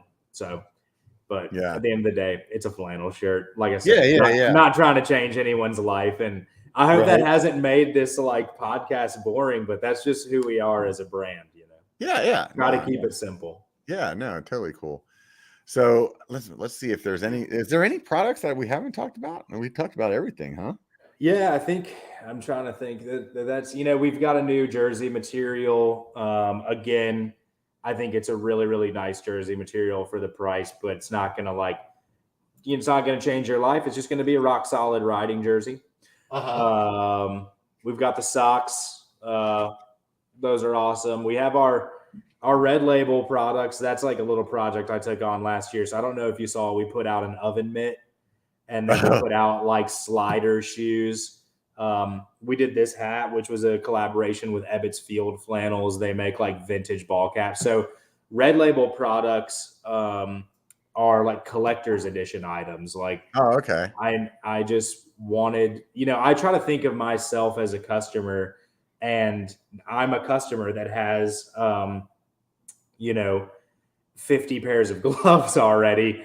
What else could be fun? I'm already sold on the brand. Like, what else could be fun? So I wanted to start making, really cool, like random things. So yeah, we started with an oven mitt and we sold out in like 45 minutes. I mean, it was really absurd. Oh yeah. Because the whole premise is like, we're making this and we will never make it again. So if you want it, and it's not like overpriced because it's rare or whatever, but it is rare. Like there are very few in comparison to our audience size. There is, a fraction of 1% of people that have a hand-up oven mitt. Right. And these hats are the same way. We're going to have more of those too. I hope they're going to get more funky too. Like anything goes with this kind of stuff. So like we might have like a matching salt and pepper shaker set that says hand up on it and it has a Hawaiian design on it. So that's something that I think is fun. That's definitely not going to change your life, but it's just cool. Yeah. That's funny. Shit, dude, there was something that you made me think of and now I lost it, man. Yeah, that's all right. That's the way it goes. Whenever I was in high school smoking a bunch of pot, now they were like, "Oh yeah, short-term memory loss," and I was like, "I don't believe in that." now I'm 44, and I'm like, "What the hell did I just think of 10 seconds?" Maybe it's just for being in your 40s. Maybe that's what it is. So, yeah, maybe so. I hope that's not the case because I'm like, I didn't do the smoking, but bumping heads on a football field from like, Pee-wee on probably didn't help very much. And I feel the same effect just from a different source. Yeah. Oh, Bike Song, what's up, dude? Yeah. So buddy of ours in the comments. Yeah. Who knows what it really was? I just freaking like talking shit. So there's a good chance that I'm just there's just something wrong with me. I'm just making up excuses. I'm like, blame it on the pot. That's what I'll do.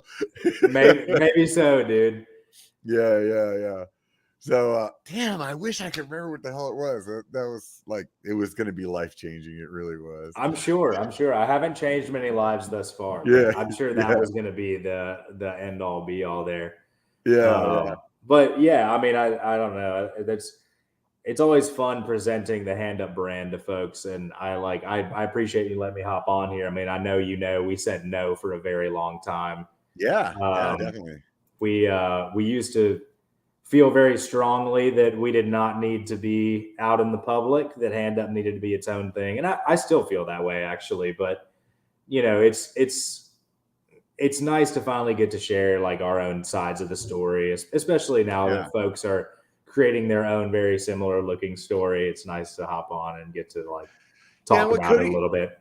What Cody had said to me way back when I first asked him about being on, he said, I want Handup story to be about Handup, not about me.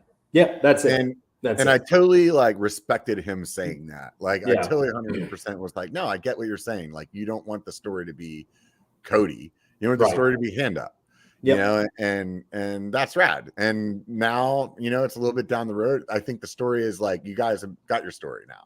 That's the thing. I mean, we felt like we'd be assholes to keep saying no to everybody. I mean, we said no to everybody. We didn't do videos. We didn't do interviews. We didn't do podcasts. And like, no one wanted that in the first couple of years, but they did 4, 5, 6 years into it. And just now we've finally said, okay, we'll be a face behind the brand a little bit, but we still want that. Handup is cool. We are not cool. Handup is cool. That is the ultimate goal. Yeah. I hear what you're saying there, man. Because as soon as it's about me, y'all are gonna be real disappointed. Real disappointed. Yeah. So, are you guys planning on coming out to Sea Otter? We are not this year. It's a huge undertaking for us, but it's not the last we'll ever be at Sea Otter. Like we will be coming out. It'll just be year to year. Are you guys still doing the smaller? Are you going to be in Sedona in like a month? I think we're doing Sedona. We have a buddy of ours that helps us out west. So we might be in Sedona, but don't quote me on that. I feel like that's sort of on the table currently as well. But we will be at a lot of events this year. Every year we review events. We just kind of review what makes sense for us. And we don't have a dedicated event staff. A lot of people don't know that because when they go to events, they see the demo guy. We don't have a demo guy. So if I see you at Sea Otter, I'm not answering any of your emails back Right, home. right. And that piles up when you're gone for like a 5-day trip. We just did that with Cyclocross Worlds. I came back and was like, don't they have companies though that like you can just get them to like go stand in your booth? Look, I'm sure they do, but I think But then they're not gonna know your product as well, huh? Well, they're not going to know our product, and they're definitely not going to be us. I mean, you saw us at Sea Otter. At Sea Otter, we all bought matching Monterey sweatshirts, so we looked like California bitches. It was amazing. Yeah, And we did like we have a boombox there the whole time. Like we listen to a bunch of like old school and new rap and stuff, and yeah. if you're cool and you don't ask us 5,000 questions, you might walk away with a beer in your hand.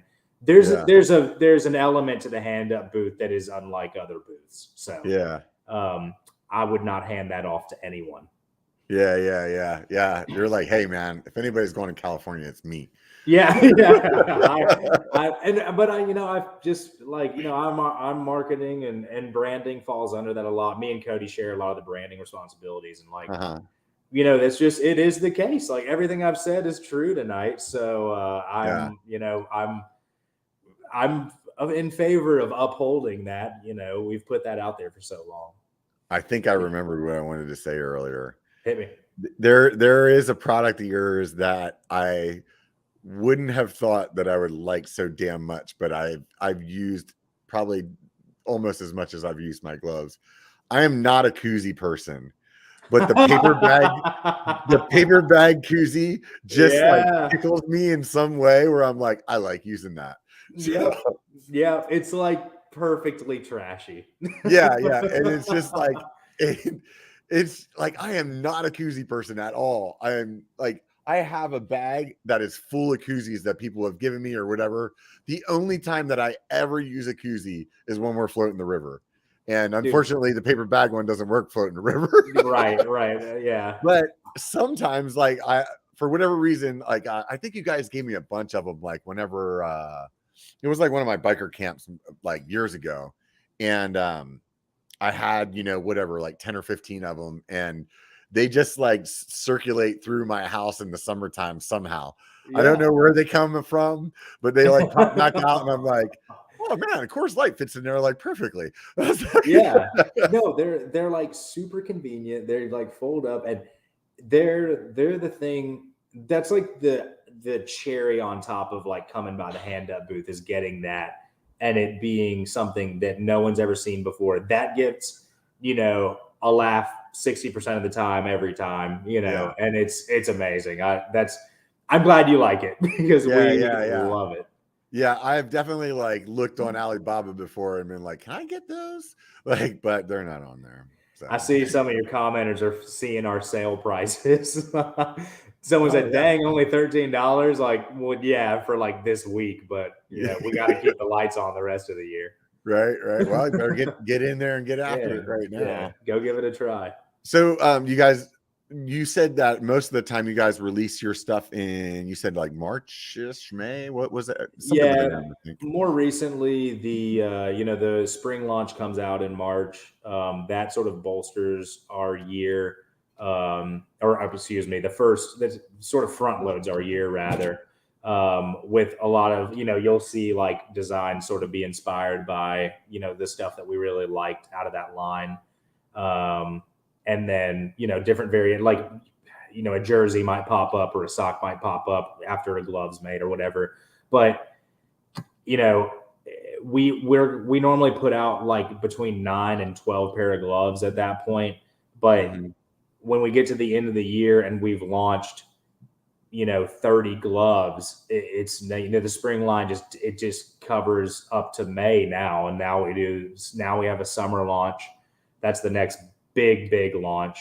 And then we kind of just have like fun stuff until we get into the fall and the winter launch comes around. And you know how we work. Like every year, those 3 launches are like something brand new, and we try to like push the limits every year.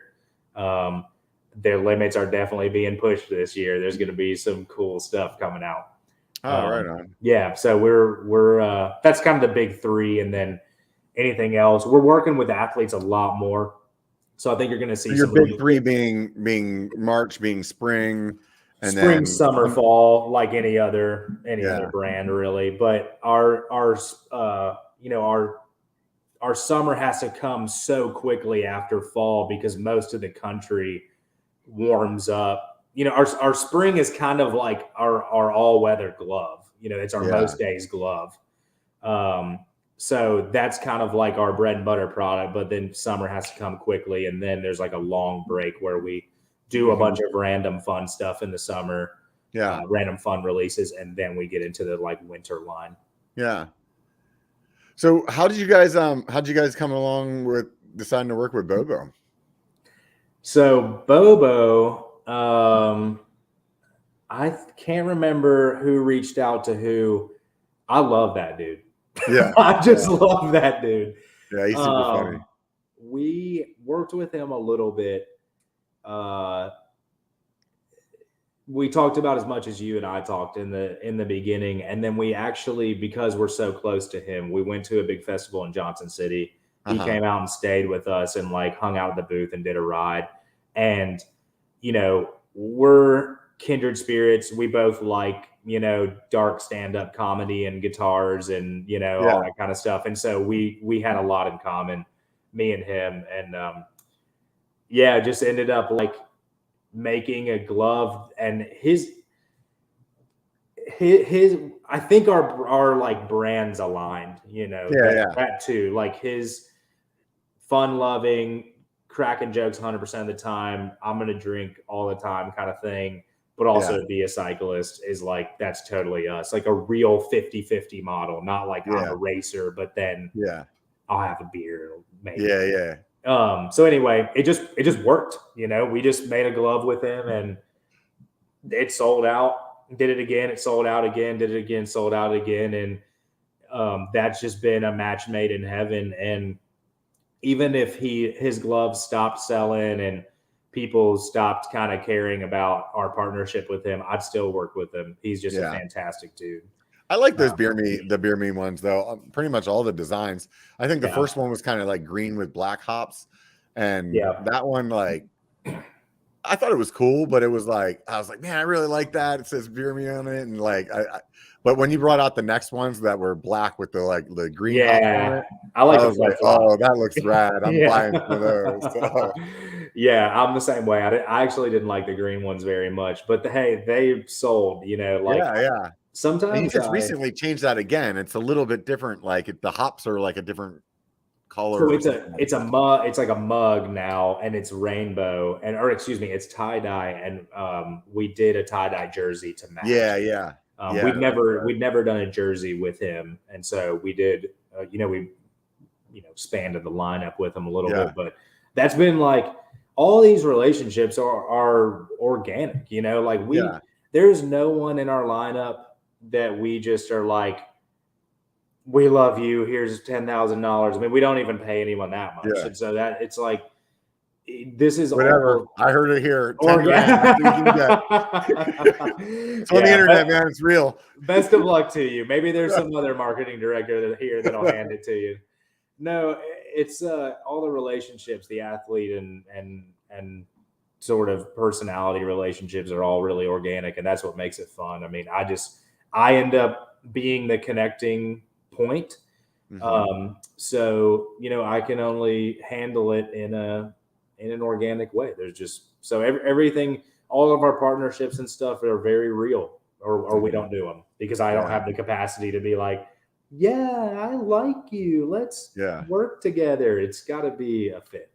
Is there anything that you guys have done along the way that you like was really like kind of a learning experience? Well, there's several products that I think, because we've come out with so many, there have been some absolute duds. I don't want to say which ones they were. It was designs. It wasn't like an actual product. So you're not calling the socks a dud? They weren't a dud. Oh, well, I mean, I think, they were. The problem with the sock, if you see, you know what stance socks are? What's that? Do you know what Stance socks are? The brand Stance. No, I'm not familiar with them. They were very similar to Stance socks. We added a little bit more compression for like a cycling specific thing. The problem with those socks is that like a lot of people, one, when you expanded them, the design like kind of disappeared.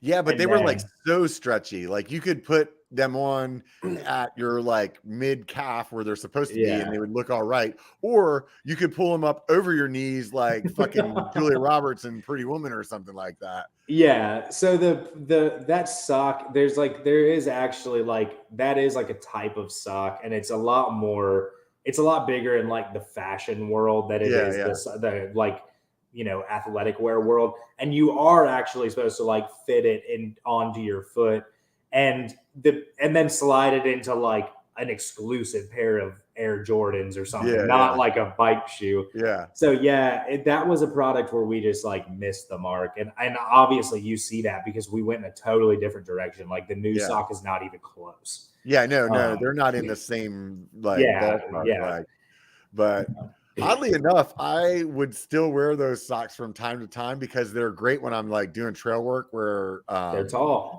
Yeah, so I can just pull them up and I don't have to worry about anything. And I'm like, yeah, whatever. Yeah. And it sucks because I think you brought that design out. It's like a green paint splatter design. I think it's on one of your other gloves right now, like a cold weather glove or something like that. Say that again. You cut out on me. Sorry. It was like there's like a green paint design, like a green. It's like a lime green, and it had like a paint speckle or something like that on it. Oh yeah. The colder glove. Yeah, and that's the same design on it. It looks and my regular gloves that match those shitty socks ripped a while ago. And I'm like, well, guess I'm gonna have to wear the colder gloves now.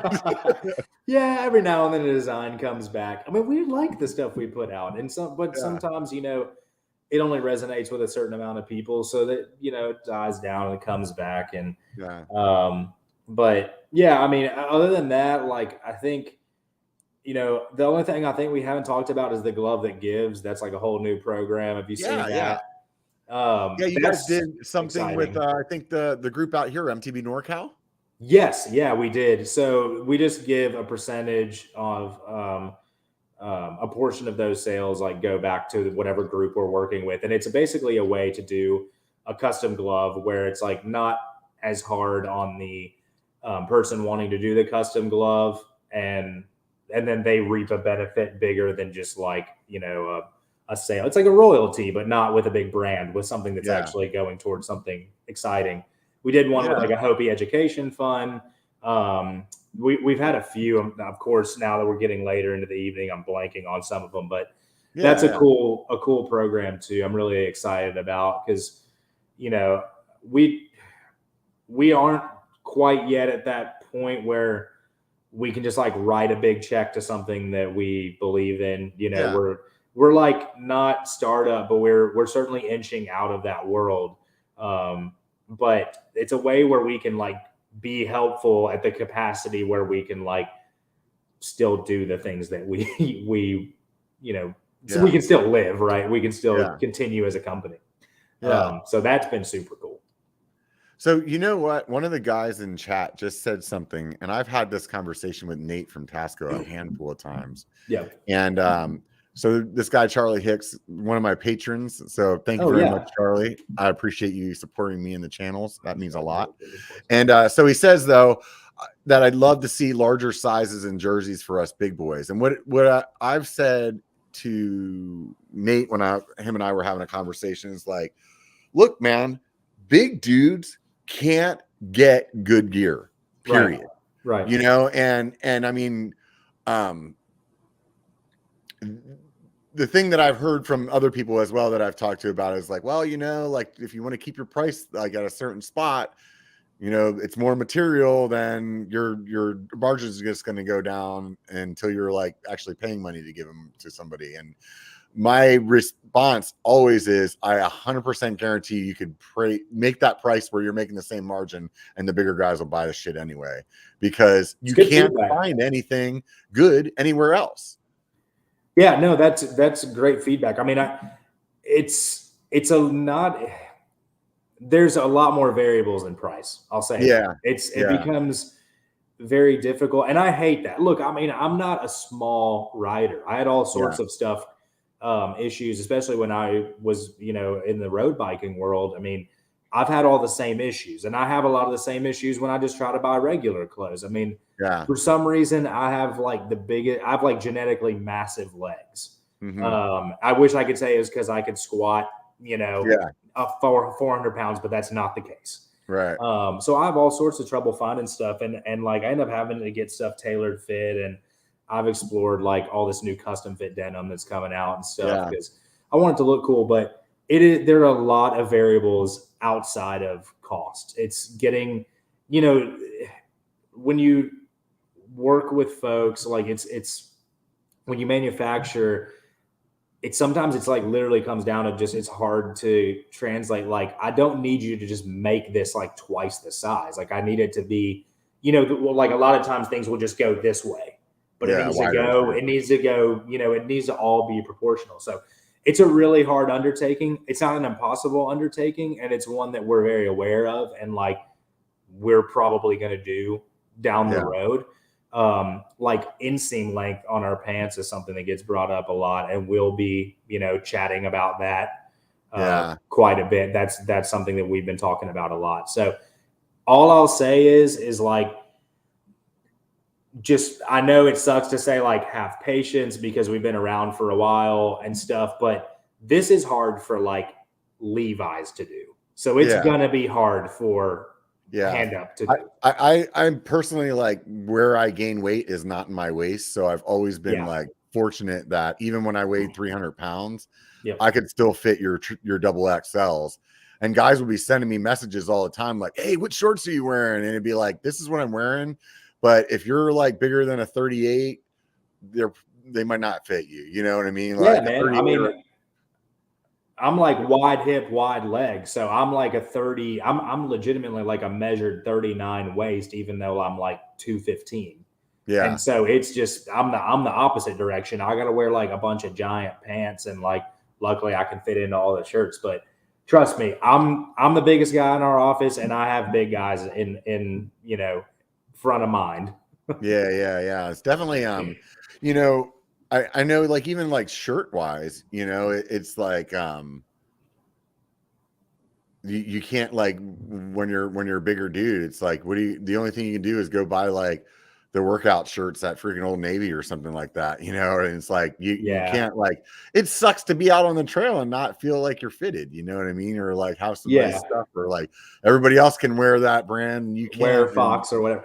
But you know what, man, I think like, and I know this happens in every industry, but what I actually hate about that is like the mentality. Like, why, if we're supposed to be being inclusive and this is supposed to be fun, like, why should anyone feel that way? And that's why, I know the sizing is a portion of it or a part of this, but like that mentality is why we started making jersey that looked like Hawaiian shirts. It was the total middle finger to like a jersey with a big ass logo on it, you fit in. Like, no, just go wear a Hawaiian shirt and just do whatever you want to do. Right? I'm more interested in I'm interested in making clothes for big guys. That's on the table, no doubt. But where my heart is like changing the rhetoric in this industry. To it being completely fine to show up in an Old Navy shirt. I think it sucks that you would feel bad. And I've been there, dude. When I first started riding bikes, like, I didn't know what I was doing. I'd toss on the Under Armour, tights in the winter that I used to wear under my football pads, under my kit. And, it was obvious, like things were it was so obvious, like the things that weren't cycling specific. And I hated feeling bad about that. And that drives me crazy, dude. I used to only wear like wicking shirts. That was like the only shirt that I sweat like a ton. Right. Yeah. And so to me, like, I would always be wearing wicking shirts, but I don't like jerseys. I personally just don't like jerseys. I like t-shirts. I mean, I'm the same way. I mean, like, I still want to offer that product because like we're a company in this industry.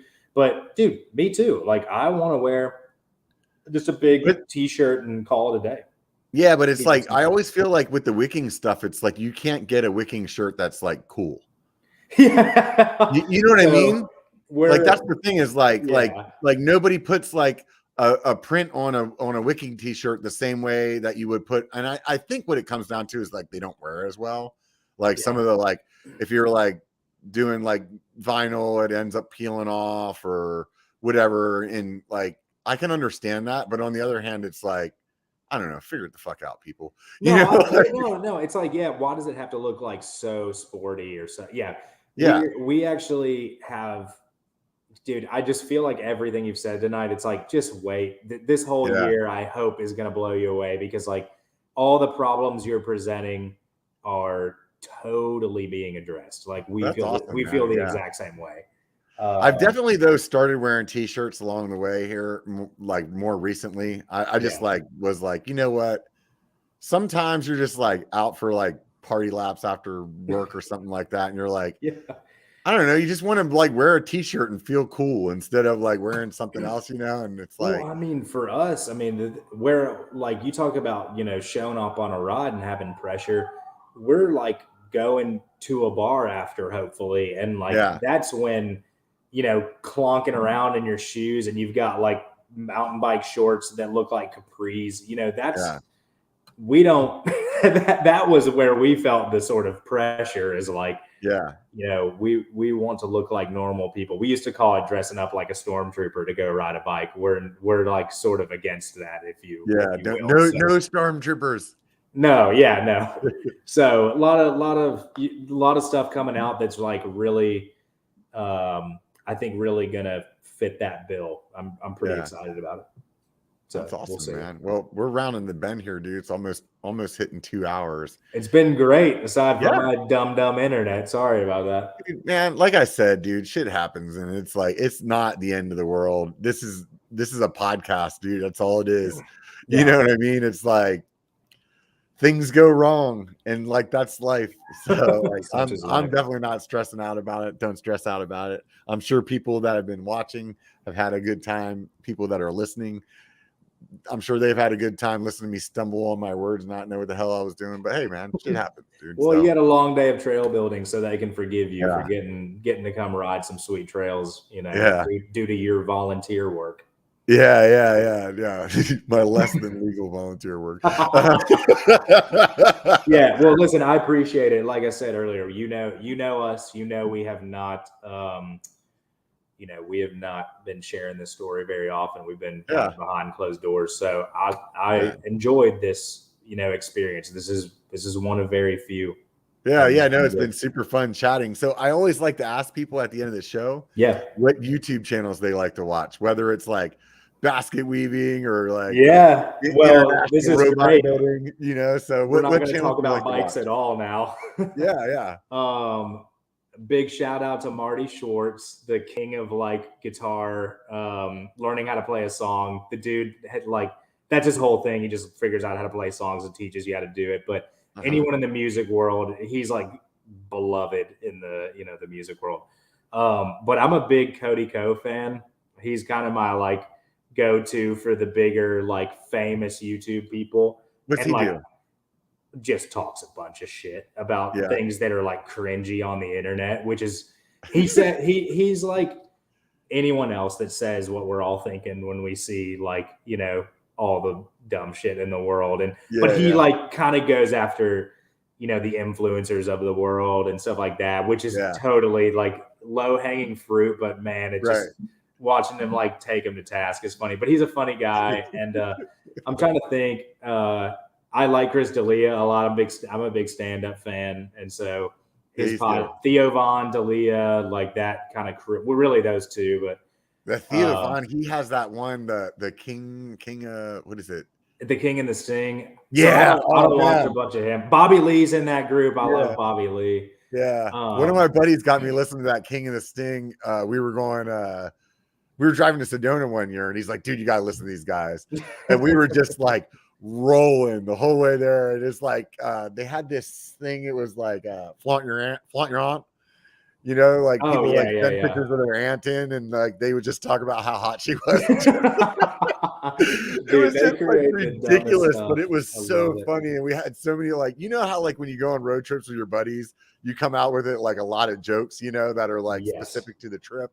And a lot Yes. of them were based off of that friggin' podcast. Oh my Oh gosh. yeah, but this is like my buddies that follow these guys. That's like our entire language is just their inside jokes that we use now. But JHS, JHS is a pedal company, and that dude's awesome. He's like, I know I'm getting a little bit nerdy here with the guitar stuff, but he makes like guitar pedals. But he's done this really cool thing where he makes them and then he reviews like his or everybody else's or like, and he's really good about being like. I make this one, but this person, I make like this reverb pedal, and then someone else makes this reverb pedal. They made it better. You should buy theirs. Yeah. And I'm like, I've never seen that before. I thought it's so cool. And it makes me want to buy all his shit. Yeah. No, I hear you there. I'm gonna geek out with you on that just for a second. Like, okay. I also play guitar, like not as much as I used to when I was younger, but I felt like whenever I chose a reverb pedal, for example, there was a specific sound that I wanted.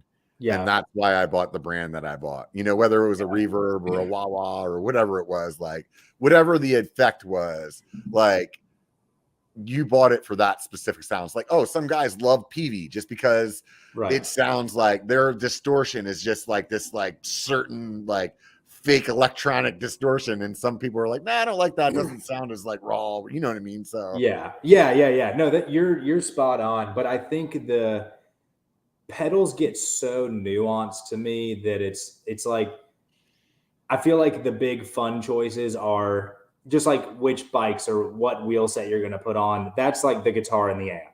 Yeah. And then and then like what type of cables you're going to run to make it sing. Which I think there's like some nuance there, being sort of a old school gear nerd, or like what crank is going to really transfer the power the most. Yeah. That's pedals to me. So there's a lot of really good options, and it's just a mad world out there. Oh yeah. I used to tell people when they would ask me, like back in the day, like I used to play a lot, and they would always be like, well, I want to get into playing guitar, which should I do? And I would always tell them, it's almost the exact same thing I tell them about mountain biking right now. I'm like, how much money do you have in your bank account? Let's start it's there. all going to be gone. I know you think this is going to cost $300, but it's not. Yeah, no, it's going to be around. But I will say, man, bike prices, I'm looking at buying a boutique amp head, and it's like $1,600, but it's like, that's like a custom made tie frame in the guitar world, which would be like $10,000. Right. So bikes have even made golf look cheap. I mean, bikes are just expensive, man. Especially recently, like they've definitely like in the last few years, like shit's really like hit the fan. Especially with like e-bikes too now. It's like, oh my God. Like there is not a doubt in my mind you're gonna see a $20,000 e-bike. Like, oh my God, it's coming. Yeah. And people like and we're gonna go, wow, that sucks. And then it's just gonna keep climbing. I mean, I don't think it'll get to 30, but like as soon as there's a 20, there'll be a 21. Right. So anyway, yes, the guitar world is my other first love, I guess. One of these days, like I keep telling myself I'm going to get back into it. And I feel like it's just going to be one of those things that maybe it's when I like slow down more and am not as busy as I am right now. Like, but it's like I spend so much time because I still like have my regular job, so it's like between doing YouTube and a podcast and mountain biking and whatever other my hobbies are, it's like I don't know where else I have the time to like squeeze it in. You know what I mean? Yeah. Oh, no, of course. I mean, COVID pushed me back into it. I took a break for a while, and then all of a sudden I had all this time on my hands. Yeah. Sometimes I'll find myself like it'll be like this kind of night tonight, like the lady's out of town and I'll have a couple beers and I'll go pick it up, and then I'll like play for like 30 minutes and my fingers feel like they're gonna bleed off, and like and I'm irritated because I'm like not hitting my stuff right, or I'm like, man, I should play more, and then I'm like, yeah, I'm gonna start playing more, and then like I get it. And you know what, I got into a band too, and that's once there's like obligation on the table, that's that's a different story. You're obligated to, Yeah. continue this incredible work that you're doing, making the cycling world a way more fun place. At least I'm holding you to it because we need a lot more of it. No, I like what you're doing.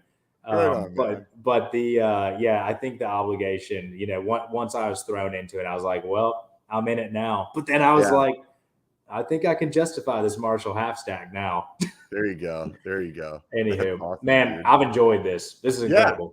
Yeah, super fun chatting with you, man. I really appreciate you coming on, telling us all about Handup. And if you guys out there, anybody that's listening that hasn't tried a Handup glove or a shirt or a shorts or any of the things that we've been talking about tonight, swing by their website. It's down there in Show More. You can check it out there. If you're listening to the podcast, it's in the podcast notes, or you could just go to handupgloves.com. It's pretty simple. So that is that. If you're on the web and you're just checking shit out and you're like, I want to look at some other stuff, swing by Lab Ostra as well and check out that hip pack, man. I'm telling you, if you have been wanting a hip pack that is just like pretty minimalistic, just throw some bottles in, it's the one, man. I'm telling you, don't even just stop looking. It's the one. So I really appreciate everybody out there. If you haven't already hit the thumbs up or the subscribe or written a 5-star review, do those things. That would make me really happy. It is the support from you guys on Patreon, like Charlie that was up here earlier, that actually make this channel happen. And I swear to you, like, it means the most to me every time I write a letter to somebody that's in the $5 crew. And I'm like, hey, thank you. Like every time I pen one personally, I write those. It makes me feel good that somebody is actually willing to put their money into what I'm doing. And I appreciate all you guys that are doing it. And anybody that's interested in doing it, swing by Patreon, give it a look. And if you don't want to do any of that, you just like shit for free, keep doing what you're doing. And remember one thing, it only takes a bike to be a biker. So get out and be one.